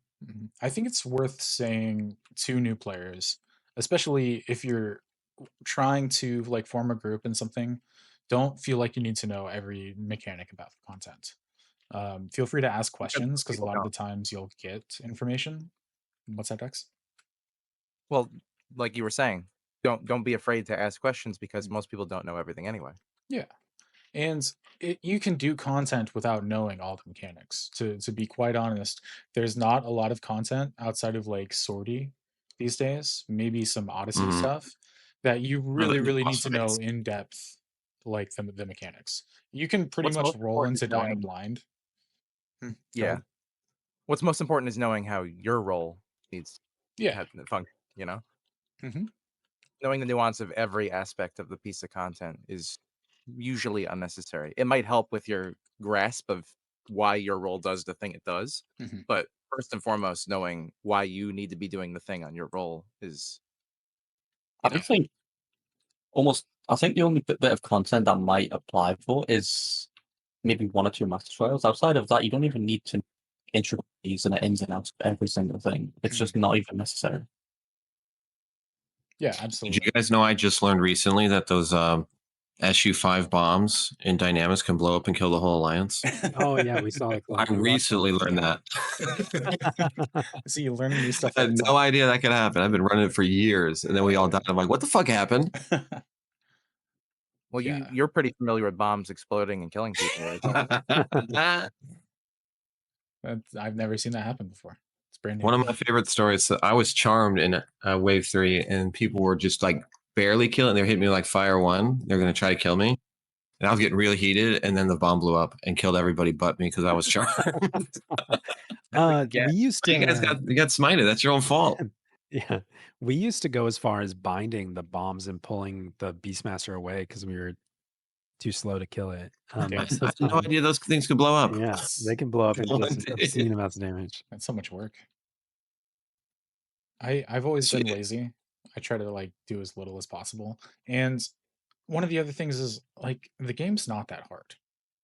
It's not. There's not a lot of content right now that's so challenging that like you should be nervous about doing. And if you do die, which is going to happen all the time, that's just part of the game. It's not really a big deal. You just kind of look at what happened. Okay, fix that next time. Do it again. There's nothing that really punishes you these days, outside of maybe like losing a little bit of XP or some segments. I don't feel like the game is challenging enough to the point to be afraid of doing any of the contents. Boys, Yeah, the absolutely. next topic we have, this is the juicy one. Oh, What are is it your time? let's start with Velner and we'll go Oh, around the man. table. But I want to know pet peeves that you have of players joining your groups. I want to know give me all your juicy stories about people that you kicked from your link shell and how you've changed, why you've kicked them from the link shell, and what kind of behavior you do not appreciate in the link shell. So I could give the story of the first guy I ever. I've only kicked like 3 people ever. So basically, my biggest pet peeve is like being an asshole. If you're rude, I'll kick you. I mean, that's it. And what was the guy's name? Vertibin? I'll fucking name and shame. I don't care. But I think he confused me with somebody else. And he was just treating me like shit. For anytime I talk in Link Shell chat, he would contradict me. He would argue with me. He'd call me stupid. And I'd ask permission to kick him like 3 weeks before. I'm like, I'm going to give him a chance. Don't worry. And then, one night he did it again. I'm like, hey, Vertibin, when's the last time you came to a Link Shell event? He's like, I don't know. I think December. And it was like June. I'm like, good. You won't be missed. And I kicked him. It's just because he was being an asshole. Got him. Just He'd always argue and fight with me. And the next guy I kicked, he was one of those people, like we talked about, that, it's all about me. What can the Link Shell do for me? And he was multi-boxing. He wanted to bring 3 characters to everything. And I would he wouldn't even ask. He'd just show up on whatever job. He wouldn't ask how he could help. He'd just be like, all right. And then he would say, like, I need this V15 clear. We got to do that this week. And I'm like, I don't have to do anything. I don't know what you're talking about. It's a little strange. I'm getting all these segments. We got to get my V15 clear. I eventually kicked him just for having those kind of expectations, which I just don't appreciate. But really, it's just being an a-hole. If you're an a-hole, the third guy I kicked, he doxed me, so he had to get kicked. Whoa, yeah, that's probably probably behavior that shouldn't be going on. Yeah. Damn. Shirash, what are your stories about people that have been kicked in groups that you've been a part of or been running? Brother, I've been on a Sora since 2015. I've been in like a million groups. You do nothing but kick people, huh? I don't really kick people. I've kicked like 2 people. One of them was actually wild, right? I don't know if I've told any of you guys this. There was this one guy with like Dynamics Divergence when that was released. We used to do a Link Shell bank, right? Because we used to hoard all of the Dynamics currency and we sold it. Sorry, and then we split the money because that's what people voted for. And this guy pretty much stole 120 million gil, broke every friendship he had just for this. Oh, no. And the way he got around it, or tried to get around it, he pretended to die IRL. Oh my god! So wow. he put on his Final Fantasy Auction House page RIP this guy's name, like with the date, and he pretended that he was dead to like get around the drama. Did he pretend like his wife or something had like the access to his account and just fucking logged in and did that? I don't know. He probably didn't think that far. Yeah. Did not process that far. 11 is serious business. Like on his Final Fantasy Auction House page, it still says RIP, by the way. But then every now and then you'll still see him log in. It's like, bro, what? Hilarious. But that was the funniest part. So don't steal Link Shell banks, okay? Right. Don't pretend to be dead. Yeah, don't pretend to be dead. What about pretending to be a female when you're not? And that's encouraged. That's encouraged. Yeah, that's encouraged. Okay. I know it's just a little those. bit of role play, so that doesn't count. Yeah. It makes me feel good, so it's fine. Sure. ERP. I'm thinking about faking my own death to my own Link Shell. That might solve a lot of problems for me. You can do a little skit on stream, like have a heart attack. Actually, the Dynamis Bastock already exists. We already did die on. That's true. Shit, can't do it again. Can't do it again. It's overused. The bit's been done. Yeah. Hegma, what has driven you to the point of wanting to fake your own death to get out of Link Shell events? Is it that bad? Do I need to come to Shiva and have a chat with your Link Shell? No, I mean, but we've had I think every Link Shell has its own share of drama of like, and often I am so like, just like with loot, I'm very like, I don't want to moderate anything, by the way. This is not something that I want to do, that I enjoy doing. When I start getting like Discord messages daily and all this other stuff, I'm just like, God damn it. Like, do we have to do this again? Right. Do I have, can this just sort itself out? But I've only had to boot probably 2 people in like ever. And I don't, I'm pretty lackadaisical about most things, but yeah, it's just, when people start like sending me lots of messages and sending me screenshots of like, racist or just sexual stuff more often than not, I'm just like, okay, let's remove this person immediately. Yeah. That has no place. Yeah, no, like that. It's like, I don't know. I think people think that like, I don't know what people think, to be honest, but Wait, you think and then No, actually, that's why I stopped that sentence there. I was like, realized that I was entirely wrong. I think I sometimes people just try to be funny because, yeah. but they're trying too hard and they really cross lines that they shouldn't. And look, like, somebody made a joke about, the Final Fantasy 11 player base in chat earlier. And it's like, yeah, we've all been playing this game for 20 years for the most part. There's something wrong with all of us. So Yes. you have to accept Yeah. like that there's a little bit of weirdness with everybody here. But at the same time, like there's a line.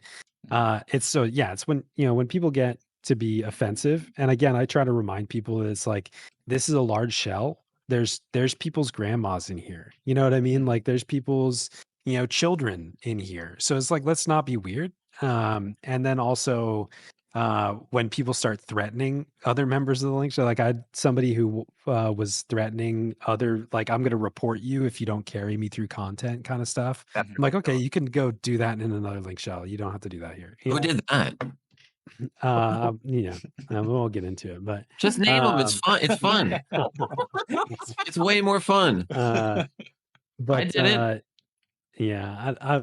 So again, then there was the other people that would, and again, like I stream this game, you know what I mean? Like I have pretty thick skin. I don't let people bother me. So if you will come into stream and chat and you make fun of me, that's fine. But like there was somebody who was like constantly doing these goading questions and like kind of like trying to instigate stuff in Link Shell and stream chat. And eventually I had to boot them too. But yeah, I don't know. I don't like to name names. Because I've been doxxed before. I've had people like showing up in my LinkedIn profile and I'm like, I know exactly who you are. Like, you know what I mean? Really? Like, What? Tell me about that. yeah. Yeah. I What booted they do in your somebody. LinkedIn profile? They didn't do anything, but in case you guys didn't know, you have to go through some hoops in LinkedIn to not have your name show up when you view somebody else's profile. So like when you're claiming to be somebody who you aren't, or pretending like you're not somebody individual, like a certain individual, and then eventually I get sick of it and I boot you out of Link Shell, like, and then the same day you show up in my LinkedIn profile and you're not in my industry, and it's very easy to link you back to you claim you aren't, like, it's pretty obvious. It's so creepy. Yeah. It's so And so, creepy. yeah, especially when in this particular instance, they also live relatively close to me. So Oh, that's fun. That's not scary yeah, at so all. that's cool. But it's just like, I don't know. Like, I think that people take things a little bit too seriously sometimes. That's way too It's like, seriously. and also like, what are we going this far to be in Hegmo Link Shell? Like, you're fine. Like it's not that big of a deal, like it, but whatever. Yeah, Boys, could I interrupt something and let some news out? Sure. Oh, okay. We have received word that a third group has finally played August. Oh, right. wow. Wow. Happened 5 hours ago. Mischief? Did they cheat? Another Japanese group. Oh. They Wow. they had Zala's group Share coach. thing or No, Dex. It's another group. Did they use the they exploit? did Yeah, they used the Corsair exploit. The clever use of mechanics. And yeah, they barely won 58 minutes 40 seconds. Wow. Down. Jeez. All right. That's nice. Dex, what's Teamwork your is good. experience with kicking people out of your groups or link shells or what have you? It's almost exclusively people being an asshole or being like Mhm. racist. I don't know. I typically link shells I'm in that I'm a sack holder for. I'm like the night watch, and all the weird people come out at night. Yeah. DJ hours, baby. You sent me a couple messages that have led to people getting kicked. Recently, Well, it's like, even. yeah, it's like, someone wishes death upon another member because they didn't do well in a V25 fight. Jesus and Christ. They tell them to get I want to come to pampered. Asura. What the hell's Y'all are wrong with wild. Dex, He's do you like, yeah, I hope you remember? get cancer and die. I'm like, you need to stop. Yeah, that's not okay. You can get 3,000 more segs and try again. It's not that serious. There, What were you gonna say? there was one person that we kicked from our original Odyssey group, and it wasn't even for anything as egregious as that. Do you remember that, Dex? Are you talking about Was she French? Yes. Yeah. Yeah, so we had a member of our Odyssey group, and we did. I think we were at V20 Bumba at the time. We did the entire climb from when V15 was the newest content all the way up to V15. V20s came out, and we got to V20 Bumba. And the final, there was a lot of things that led up to this, but the final straw was that this person wouldn't stop using auto weapon skill mode. Oh, auto weapon skill. Yeah, auto weapon skill, and they kept weapon skilling during Yagasumi and killing all of us. Oh shit! And it was we told them, we were like, we know you're doing this. Can you just do it manually? Like it's not part of an ask, and they wouldn't stop. Yeah, That's They were also just wild. argumentative about everything. Mhm. That like whenever we had a strategy, they were always like, well, can it be done this way? Or they were always really argumentative and just A abrasive. naysayer, yeah. a contrarian all the time. I hate that. So that's one thing that I sometimes get accused of is like, because sometimes I'm trying to like find out more information about the content, Mhm. and some people take it as if I'm trying to argue with Struct. When I'm trying to find out why the strategy works and why it doesn't work, Mhm. so then in my own time I can create another strategy that's potentially easier. Well, this kind of goes back to what I was saying earlier. It's about how you say it. Yeah, that's true. Yeah. And also, the way that you're saying that she would ask, she's like, why can't we do it this way? How about instead you tell me why we should do it that way? That would be way more useful. Yeah, If you really wanted it done that way, you'd be like, I think this might be a better way. And say why. I think this would work better because of X, Y, and Z, not why can't we do this? Well, I don't know. No, yeah, that makes more sense with just the wording of stuff. Sometimes it's all about the wording. That's it.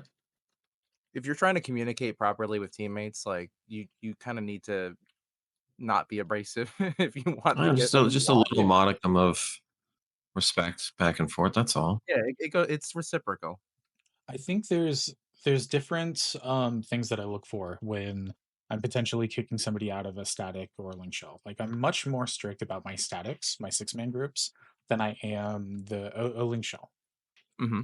Because there's just so much more open space. I've only had to remove one person, and I've had an incident with another person that he left on his own accord. He left on it. You didn't have to ask him to leave?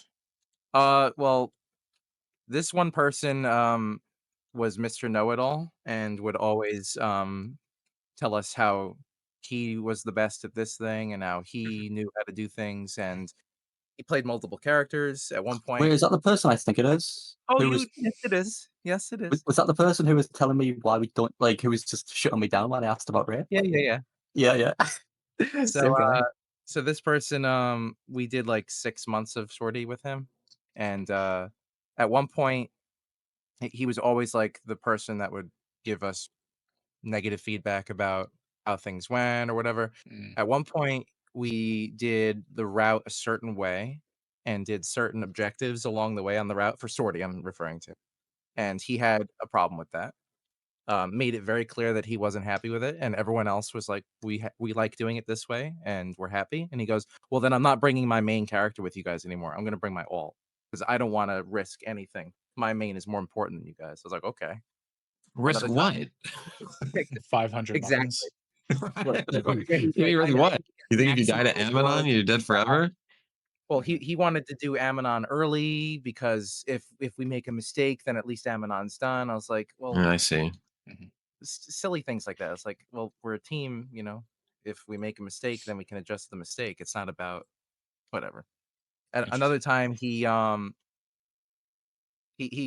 the way he left was we had pulled the Nox in E, and there were a couple slimes or whatever they're called, slugs, and he was the bard.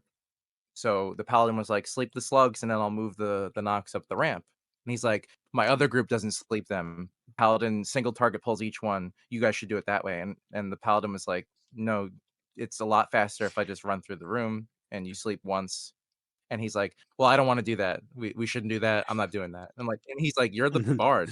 Your fucking job. And he's like, well, fuck off. And he left the party, left the link, left the group, left everything. Hell yeah. Yeah, at that point, good riddance. Gosh, that makes me feel a little better about like how annoyed I get sometimes because I would never go that far. Let me pull it up because like after He's he got left, the he left me receipts. a modicum of like information that was so good. Mhm. He like basically made a meme of himself, and Hell yeah. he completely removed any shred of like respect I had for him after doing that. Yeah. While I'm pulling this meme up, I'm gonna actually. Do I have it? I've never kicked anybody out of a static. I wonder what it would take for that to actually happen. The I don't think I person could. I don't think I could face it. the Really? person Like I people in kicked in my statics, static, you know too well. I don't think I could ever kick Yeah. somebody. the person I I kicked in mean, my I static tend that to make wasn't this guy. He basically went on a rant while he was drunk, and then posted like dick pics in our oh Discord. no. Okay, Yeah. I might draw a line there. If I get And taken from I the was like, static, they might have to go. I didn't even Yeah. kick him for that. I was like, Wow. I was like, you're out of line right now, and you need Yeah. to stop, or I'm gonna time you out from the Discord. And he's like, well, then do it then, pussy. And I was like, okay. And I timed him out for a day, and then I just received a 24-hour hate train in like DMs. And I was like, Yeah. well, you're not welcome back anymore. You're just being an asshole. You Yeah, taking it's them out for dick usually pics? it's Well, usually the I people that was say giving him they benefit of don't the doubt. care that care a lot Yeah. when stuff happens. Yeah. So I don't care, but no. Yeah. Um. I don't So care about you. I'm gonna dox you and send a package to your fucking house. Yeah. yeah. Holy shit. I think you might care a little too It's a much. little bit different than doing it to Yeah. a show. Like you're investing a lot more time in that person, and if they have to like really cross a line. And I've never kicked anybody from a static, and I don't know Yeah. what they could do to I've make me do that because you get so close with those people. yeah. Play I with them was every gonna say day. They're my like buds. Mhm. I've never kicked somebody from a static because most of the time our statics are like formed as social groups first. You know what I mean? Like you build No, the like I'm not putting out applications and having strangers come into my that's true. static. I'm doing my statics Um, with friends anyway. yeah, That's true. but People if I for played with for instance, like years. it would have to be pretty egregious you know, I mean, I've ridden out statics until they've fallen apart. You know, sure, Mhm. like you know it's doomed, but nobody says anything, and you just keep sitting in it until eventually people stop showing up, and then you're like, oh, thank God, let's start over. But yeah, I've never kicked anybody from a static group like that. The guy that freaked out and warped out and then bailed on our entire static and left everything on the spot the moment he was told to do his job and sleep stuff. He Mhm. sent me like DMs afterwards that were like so bizarre, and inevitably he posted that my blood pressure's way up right now. I can feel the pulse in my fingertips. I need to take a Jesus. sleeping pill and lay down. I've got a bad headache. My ears are ringing, and I had that fight or flight feeling. I just had to go. And I was like, "What are you talking about?" So Yeah. like, I From made memes of Sortie? that. I made memes Yeah, of that little paragraph that he sent me.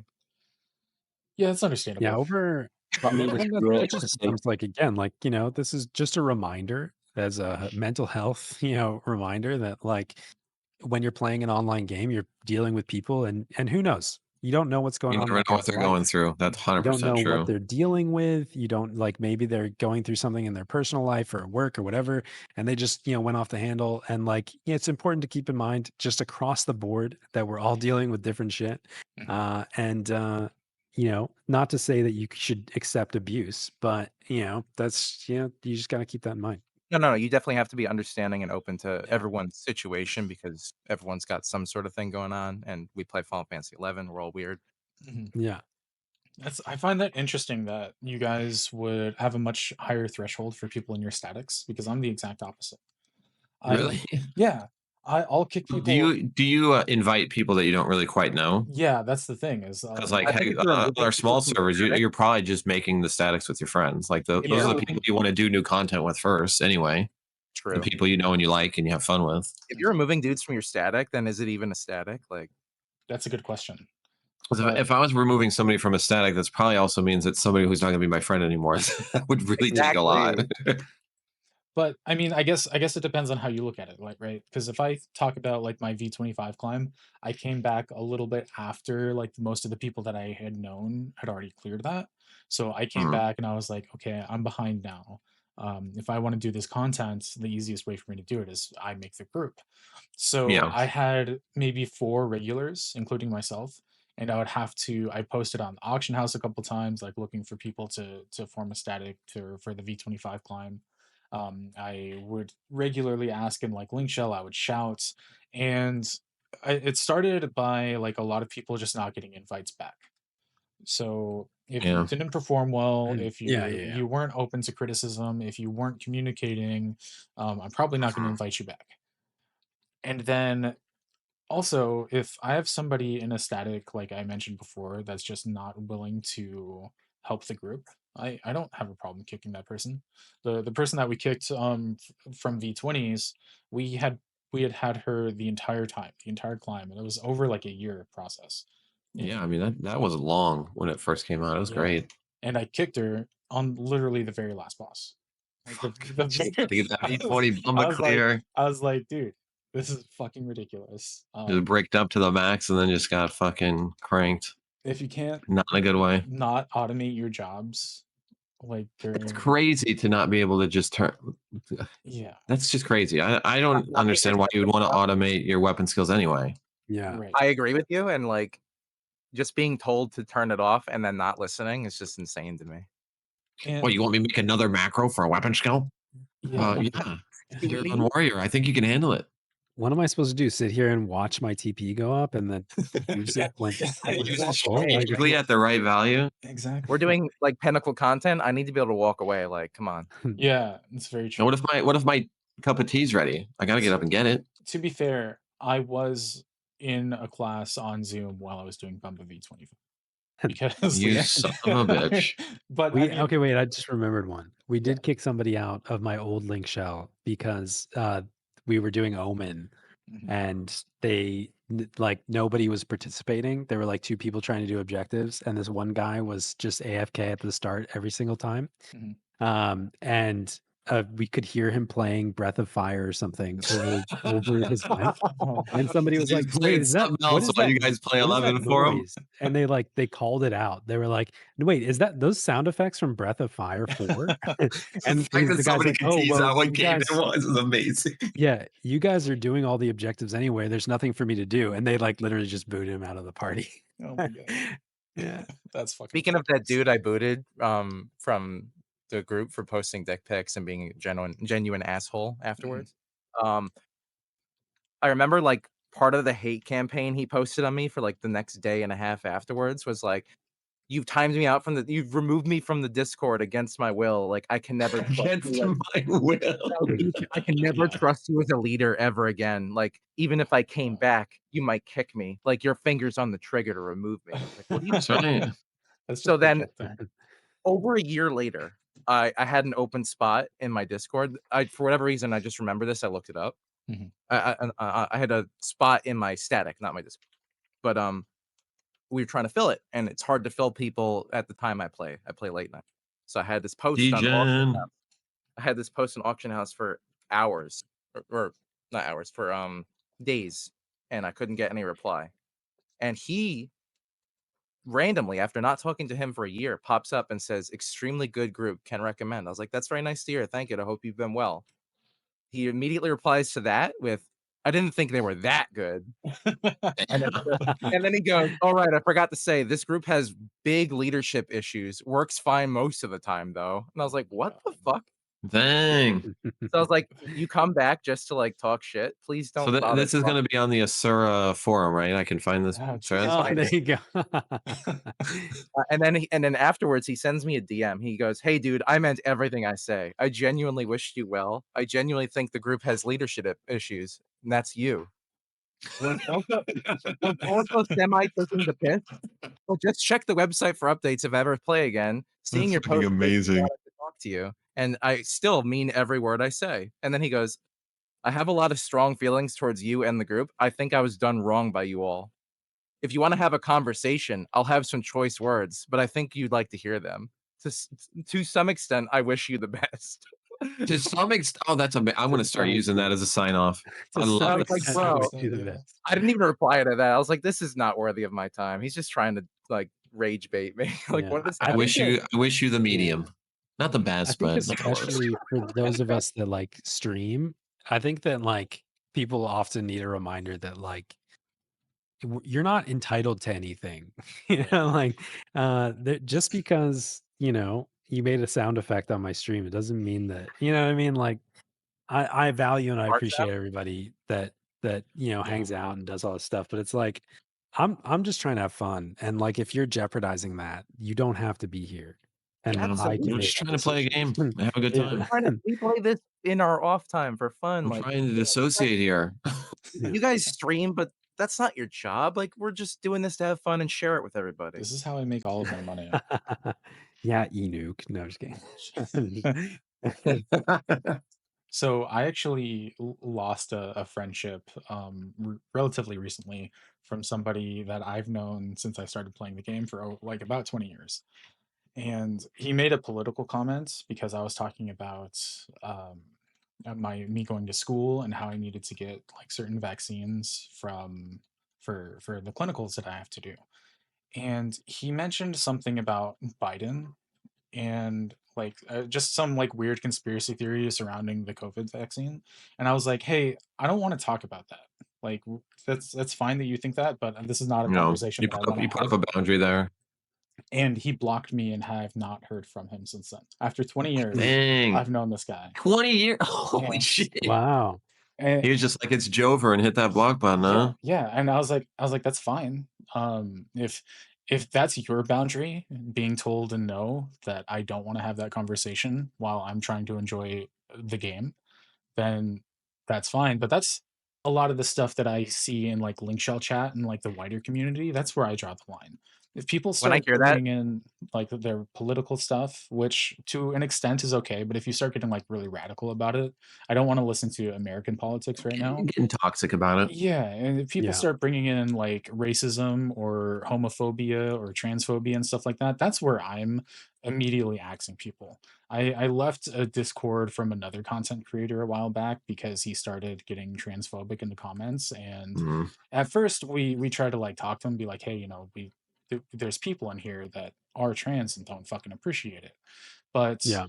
I'll be pretty quick to cut myself off from those types of people, especially like if there's people in the link shell that sort of like commenting affects, just fucking keep your mouth shut.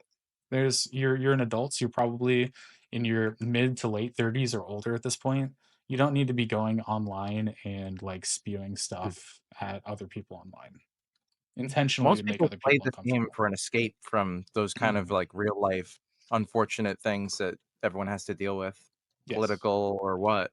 exactly. And to like force that kind of conversation, especially when people give them the benefit to say, I'm not interested in having that conversation and then still doing it is just Right. really unacceptable.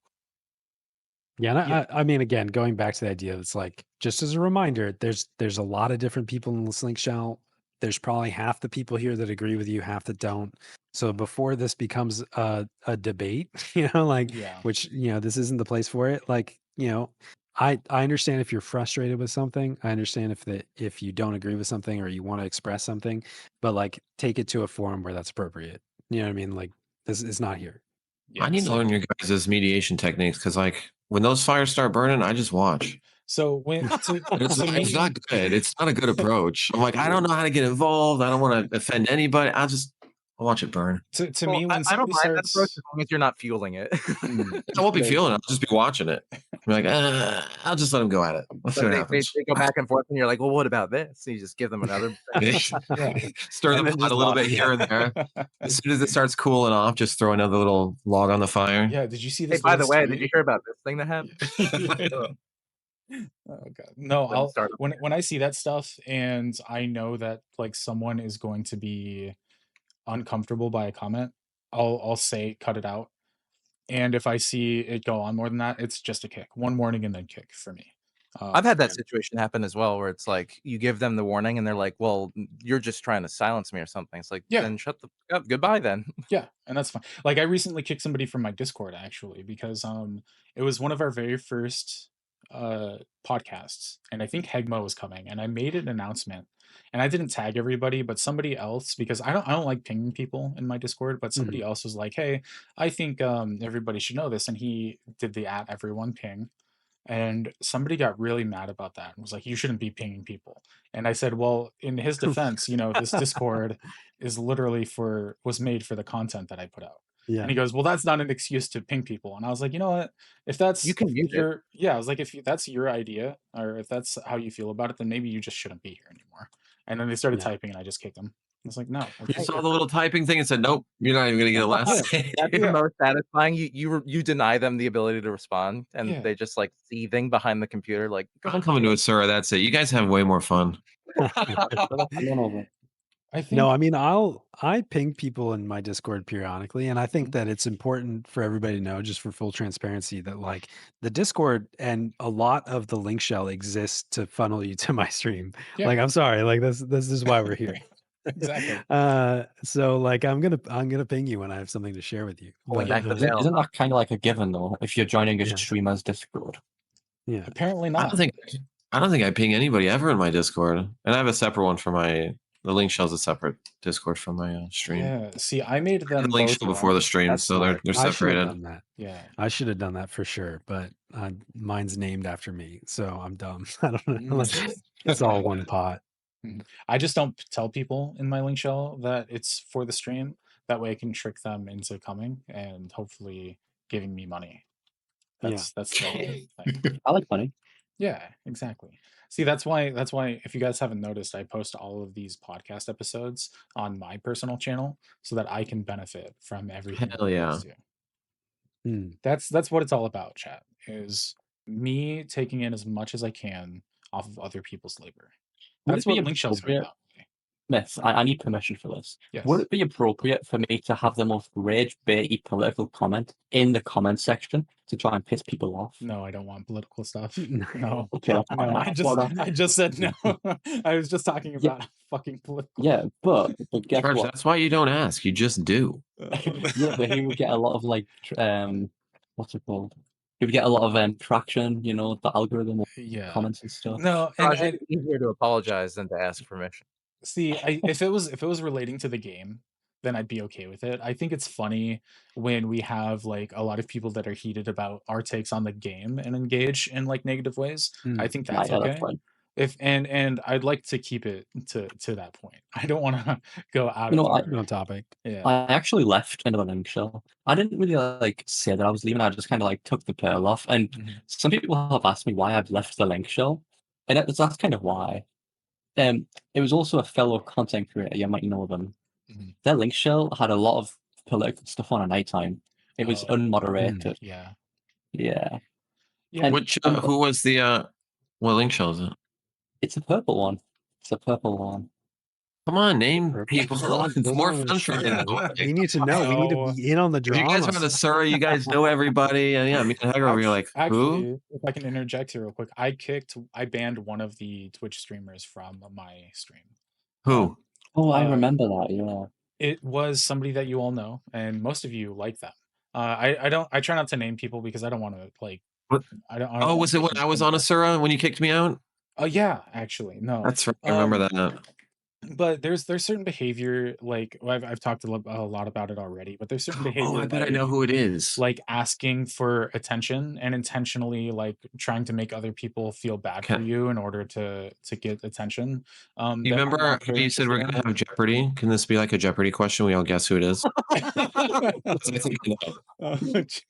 You know, I'm positive I know. yeah, but one of the other things is I've had a lot of like very strange experiences in my life with people that have like severe behavioral issues that like will lash out and like actually try to hurt people or try to like severely manipulate people and stuff like that. So when I get weird behavior in the chat that's like, hey, I want attention and I'm going to try to do everything I can to manipulate everyone around me to get that attention, I'm going to immediately block you. Because that kind of like triggers that old reflex that I have of just stuff that I don't want to be around. Yeah, I mean, I think that like I take like I don't have an issue with a lot of people. Like, and I know what you're talking about to a degree. It's like I also try to have an open mind and be like, well, you know, like I said before, you don't know what this person's gone through or what their issue is, but at the same time, I think that, you know, again, like you have the right to remove anybody that you want. You know what I mean? I could go through and just the list, and I could ban the last 10 people that said anything in my chat just because I feel like it. You know what I mean? You don't need an excuse. You ban really. me. I've tried. It's your if it's jeopardizing your experience, 100%. Like there's no reason to This put up with episode it. has turned into what not to do as a Link Shell member. Yeah. Well, that was in the outline. All I'm gonna say is like that we talked about what to do at the beginning. Now we're talking about what not to do. I think ultimately it boils down to be respectful to other people, even though like you may not see them face to face. If you want to be part of a group, then act like you want to be part of that group. Don't be a dick.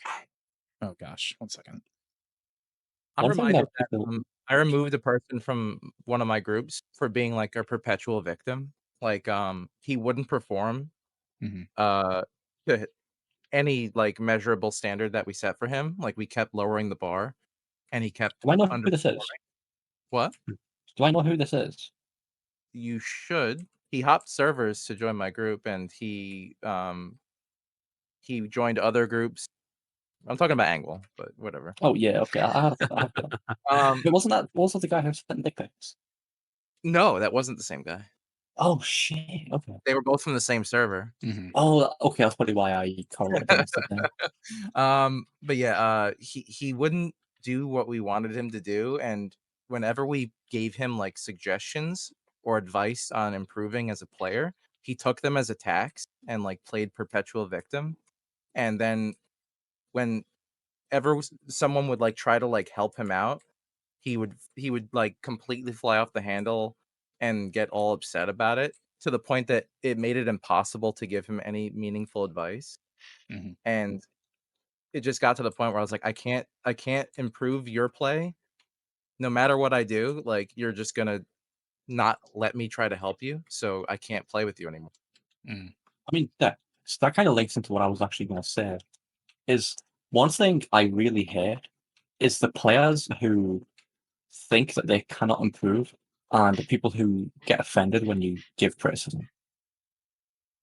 Like, not a single player that we know plays perfect except Hegmon. Yeah, yeah. Hell yeah. Higma is really good. And like, so many people will take full criticism and just take it as a personal attack and then cause arguments, cause drama.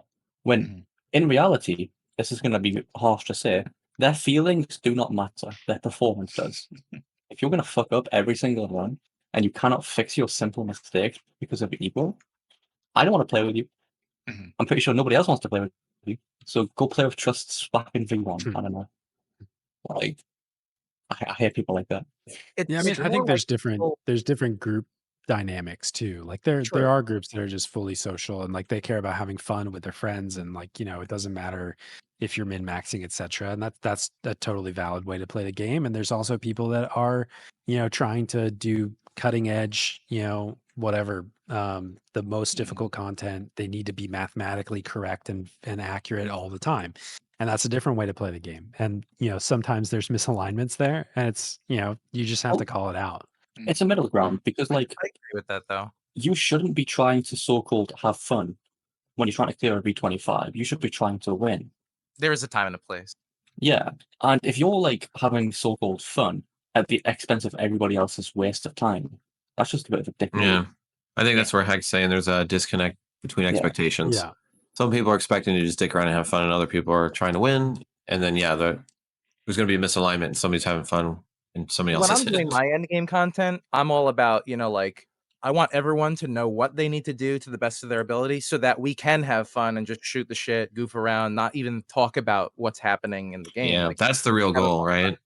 That's really what I want my content to be. Like I want everyone to know what they're doing and we just have a fun like talking about bullshit. Yeah, you're bantering and still cranking.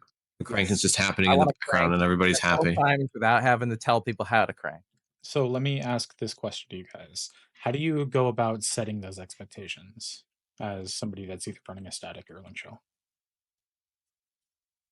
I mean, I think it's important to communicate it like from the beginning. If you're starting a sortie static and your goal is to to do 9 boss runs every day, and you want to be super accurate and super, and then you have somebody come into the group, I think it's just important to be like, hey, this is what we're trying to do, and understand that like it's not personal. Like if we have to remove people or address issues, like we'll have to do that, but this is our goal. I think that's the most important thing is to communicate, don't go and let them coast for a while and then awkwardly be like, hey, you're not doing good. Bye. Like you've got to communicate and set expectations properly.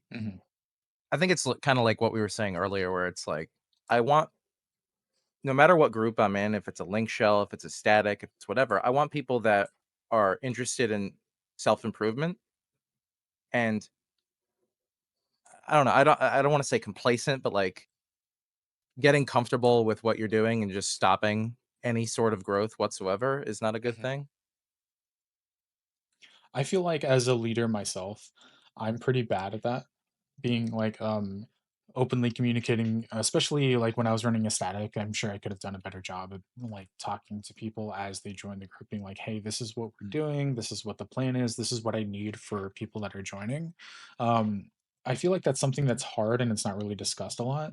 One thing that I see a lot from there's a link shell on Azura called Help New Players, and it's blown up into 4 different link shells because it has so many Wow. people. One thing they do really good is when I see members trying to set up a segment run or something, they'll say, hey, we're doing a segment run. This is a casual run. That means anybody is welcome. We're going to try our best to do like the normal composition with 2 DDs, Bard Core, Tank, whatever. But if you're like one of those jobs, let's say you're only a 3-song Bard or something, that's perfectly okay. Come on in, do the contents, and they kind of make their parties that way. I think that's a good way to do it. Yeah, I gotta that's get smart. better at I've leading tried to do event. that. I've tried to do that with Dynamis and stuff and be like, so this is the Wave 3 group. We're going exclusively for Wave 3. We have a party composition requirement, and this is our casual run group. This is just for farming, and it's, if you have a newer job and you need a clear to unlock Reforge, that's the group for that. And then people come into they're like, okay, I'm coming to the elite group on my undergeared thief. And you're like, it's not. Right. One of my problems is we do the same thing with Dynamics. There's 2 groups. It's not Sundays. I call it the fun run, come whatever, and we'll make sure it works. You get your unlock to each RP. And Thursday is the Wave 3 clear. And I make that clear, but then somebody wants to come on like their pup on Thursday, and I'm so bad at saying, hey, no, go change. Yeah. I never tell them to change. I'll just let them come. I'll just deal with it. Oh, whatever. I guess we'll deal. I need to get better I think about the thing is just communicating expectations, but holding. Oh yeah, you'll still get it done, but well, honestly, but I think ultimately I just have to remind myself in those instances that it's not about getting it done or not. It's that it becomes unfair to everybody else that wants to come. Yeah, that's a good point. Yeah, and that is when you start burning other people out because they feel like they're carrying other people as well. Absolutely. And then your best players think they're carrying everybody, and then they resent you for it. Yes. It's not even like expectations for me, but not them. What the fuck? It's not like I don't think it's expectations for some people. I think some people have a delusion about how helpful they are. Like the amount of times I've seen a puppet master join like a Dynamics run or like an Odyssey run and feel like they're gonna do top damage or like great damage, and then they do like a 20k Howling Fist. Yeah. Or they think that like I don't know, some shit ass job can replace another job because somebody else has done it at one time. Like it's just so dumb. Yeah, it's hard for me as somebody that's trying to put a group together, because it was interesting because I got a comment on the video last time, criticizing our take on Ninja, and specifically they said that I'm a multi-boxer, so I can't afford to not do meta stuff, and it's interesting because it's not so much that when I make a group I want it to be meta.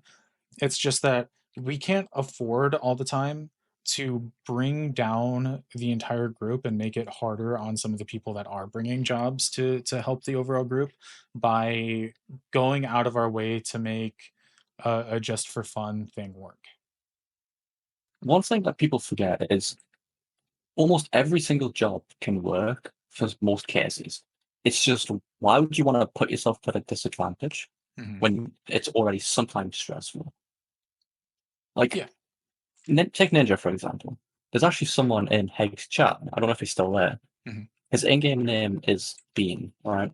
Bean. And I wouldn't really take ninjas to many places, but I would take his ninja because he's proven it's good, you know? But I know what ninja can do, and I know what it's. I know what the average ninja could do. Right. I'm not going to base my entire strategy on what the average ninja could do, because that's not enough. That's not a thing. And it's like, could a ninja replace another job for something like an air boss? So yes. Oh, Is it going to be optimal? Hell to the no. It's right. not. I think this goes back to like, as being a productive Link Shell member, the best way to get what you want and to do what you want is to make a name for yourself, and Exactly. Yeah. Yeah.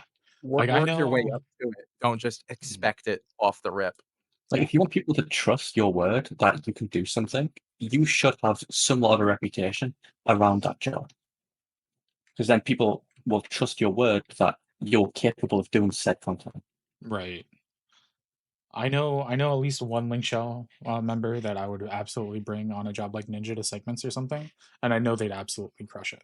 But in general, when you're asking to bring a job like Puppet Master or Thief to Aeonic runs that scale with the more difficulty or the more people that are coming, and you know that there's probably going to be at least 9 people that might come on decent jobs that are under geared, you're already going to be trying to like pick up some slack. So it's hard for me to justify making the rest of the group suffer just because you want to try something for fun.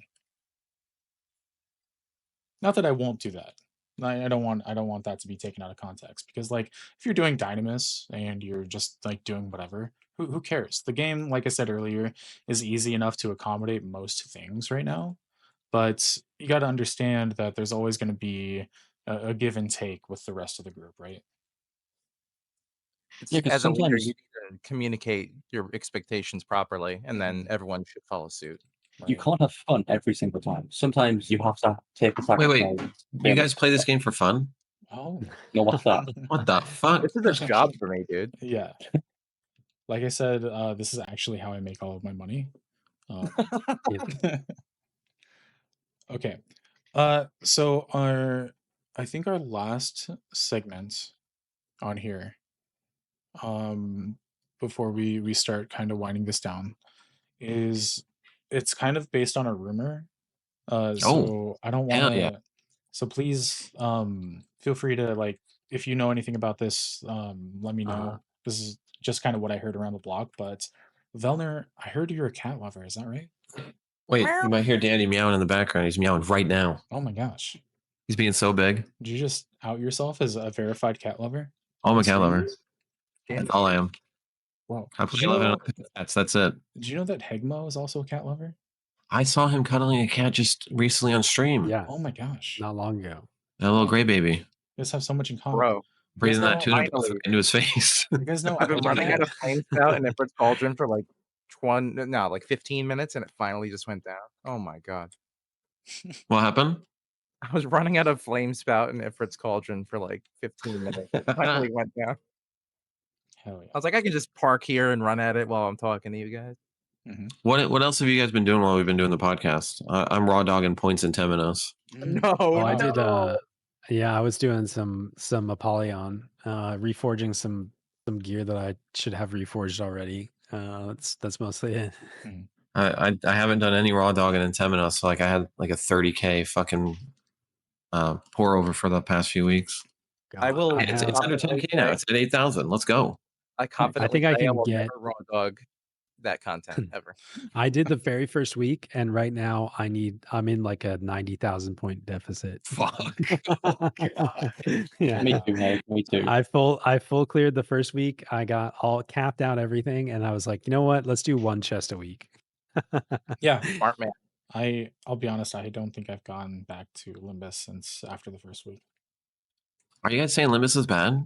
No. No, No, I just I haven't been playing much in Yes. general, to be honest. Oh yeah, you're busy. You like do real life. Yeah.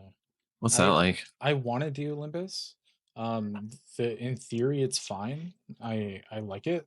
I still stand by that. I think it's good, like entry level content or like bridge content for people that are getting out of Odyssey Yeah. or Omen, not Odyssey, Omen. It's kind of Stuff like crazy. that. It's brand new content, but it's like the most chill, casual, Yeah. solo I friendly, think new kinda player friendly content we you can have. fit it in between any event you're doing. You can just do like one wing or one section. Yeah, I do like that. It's a great gap filler in between Yes. stuff. Oh yeah, I love that there's no lockout. There's nothing. Like you can just Mhm. go in freely, leave, Mhm. enter, anything like that. Yeah. We finished Dyna early the other day. We had like 45 minutes between that and sortie. I'm like, oh, I know what I'll do. I just think Yeah. it's a little too grindy and it's I'm a current. tower. It's Yeah, current. and I know this isn't the Limbus edition, but my issue with Limbus is that I don't know what the end goal is. And Mhm. so like that was my stress the first week where I was like, well, do I need to clear this? Do I need to increase my cap by opening 5 Mm. chests every week for the next Right. 6 months to get enough points to be able to +5 stuff and do NMs? Or like what's my target? And so that's what I don't like about it. And I also it's partial content. It's like Mhm. we get the trash mobs and no NMs. Well, it's So like when just Odyssey Shield A came out. That's all it was. Yeah. yeah. But look at it now. Mhm. Exactly. But to your point, I didn't know what the end goal there was either when they added segments. I wasn't farming segments. I had no idea. The Very ends were few coming and I didn't do it. And then I was behind when the tier 3s finally came out. I was like, oh shit, this stuff is really get that good. promo for not Fuck. having farmed the points early on when there was no Uh-huh. purpose to. So, boys, I might need to hop out after 30 minutes. I might be filling in for a sortie run. That's fine. Let's do it while you're live. Who cares? We're wrapping this up. Yeah, I might need to hop to Discord as You well. don't need to So, communicate. You've done that content a million times. Okay. So final question for the podcast. Gentlemen, if you have any parting words to behaviors to get into groups, behaviors to avoid while you're in groups, what do you got? Velner? Just the TLDR is don't be rude Mhm. and be curious about your job and how you can best fit into the group to make the group better. That really should be your goal. Yeah. How do I make the group better? Not how do I make myself better? Mm. And if you have that, you're going to get better in the end. That's just going to happen. People are going to want to help you. It's going to be more fun. It's just better for everybody. So I think that's all.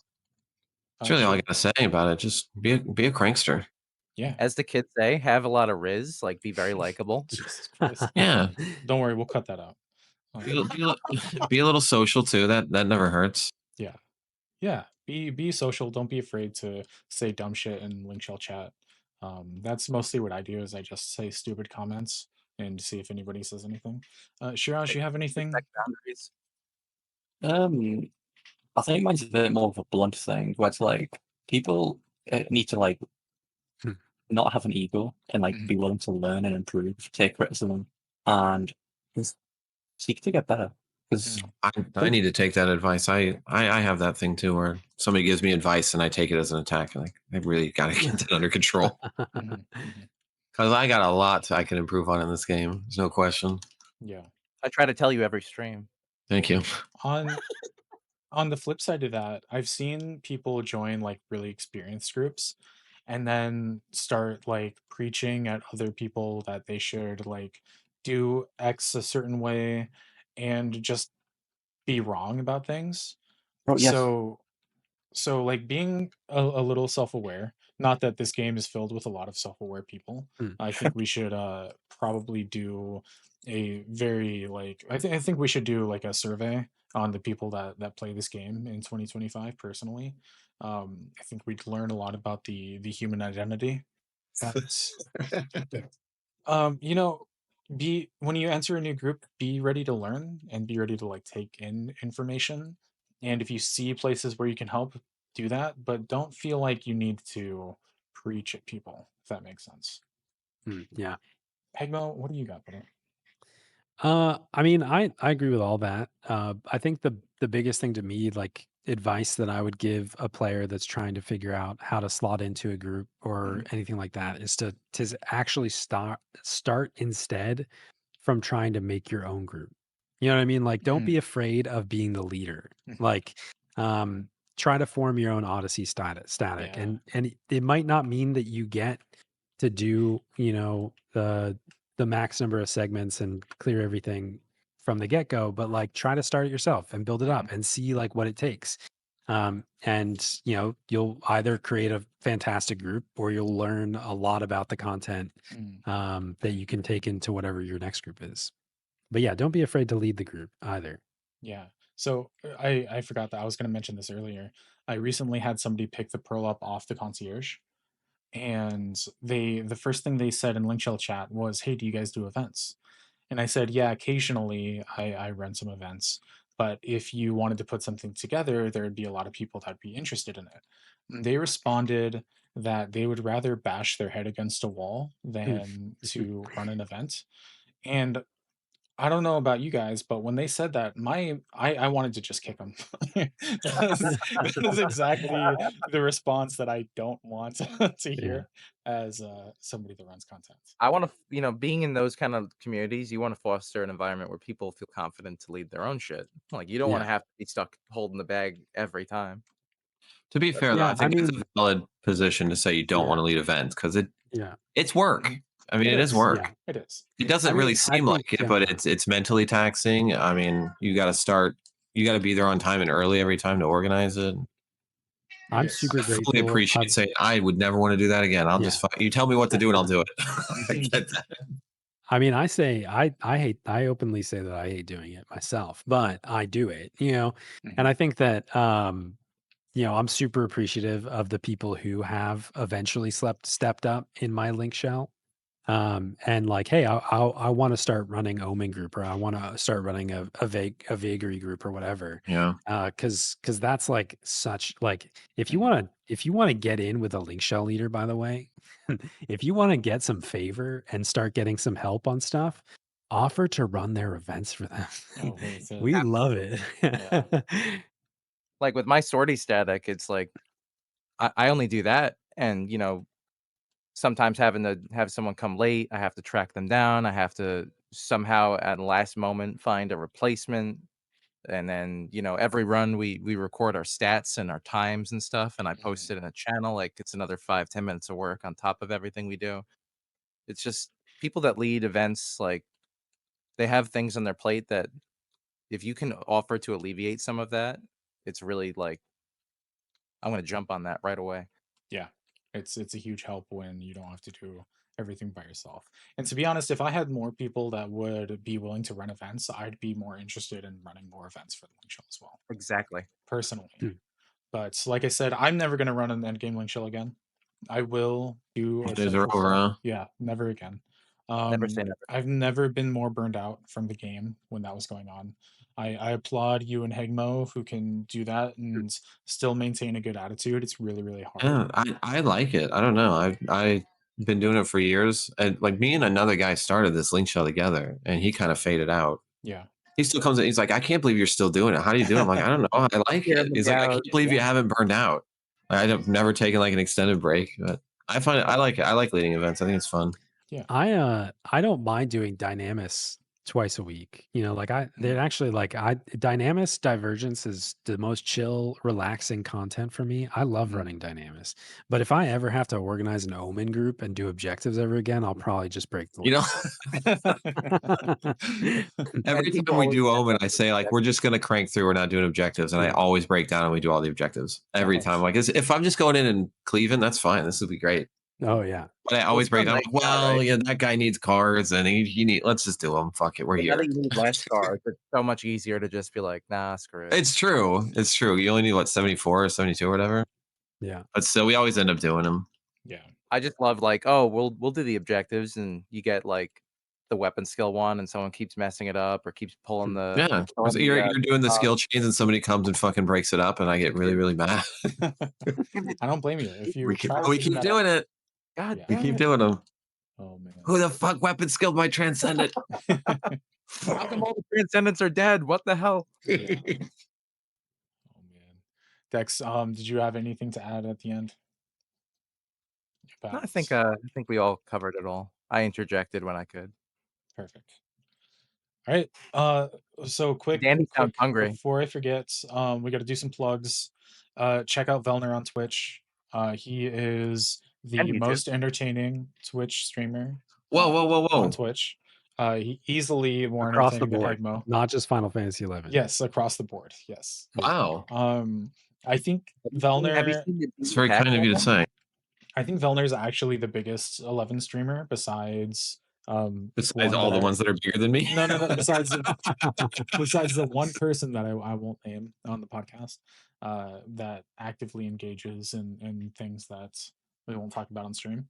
Velner, I do think you are the biggest Final Fantasy 11 streamer that does everything Absolutely. legit and doesn't sell in-game stuff on your Twitch. That means a lot coming from you. That's very kind of you to say. And just being invited to this podcast, I feel like I don't belong here. So thank you. It's been awesome. You guys are all pros, and I'm like kind of an idiot. I don't know. No, Velner's definitely everyone like when brings I different started things to the streaming, table. Velner's your stream was definitely one where I was like, oh crap, like Mhm. you can actually have an audience that isn't 3 people playing Final Fantasy 11. This is amazing. Super inspiring.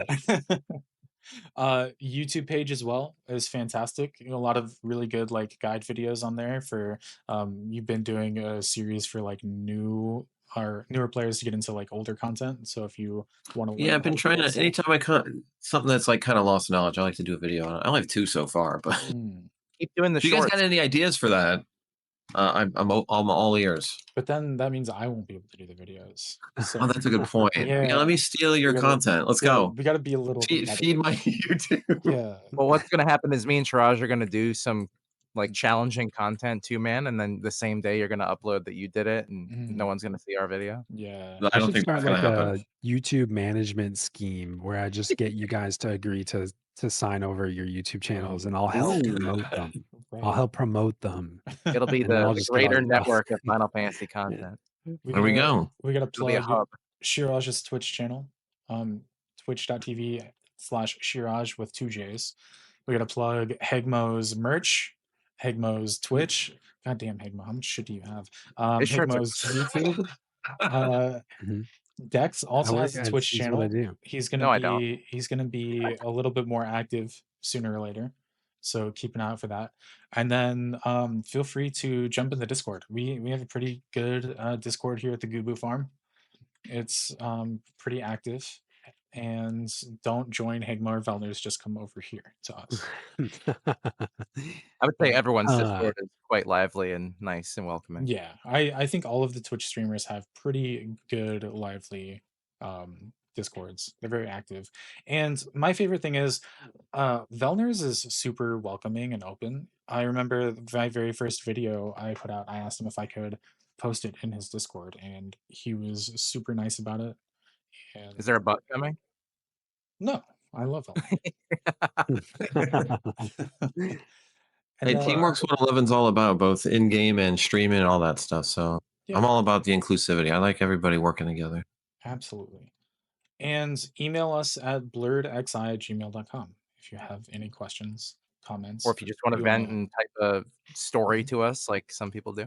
Yeah, we're here to read it. We love that. I am going to respond to that email when I have time. I promise. But shout out to We have read it. Vire. Yes. Shout out to Vire for sending us our very first email. And hopefully we'll see some more. Velner, thank you so much for stopping I'm going to send you guys an email today. I can't wait. Oh, hell yeah. It's just going to be a bunch of dick pics and cats. It's fishing. No, it's going to just be pictures of Dandy. Come on. Pictures of Dandy. All right, He's thanks, like, guys. so here's the credit card number. Bundles.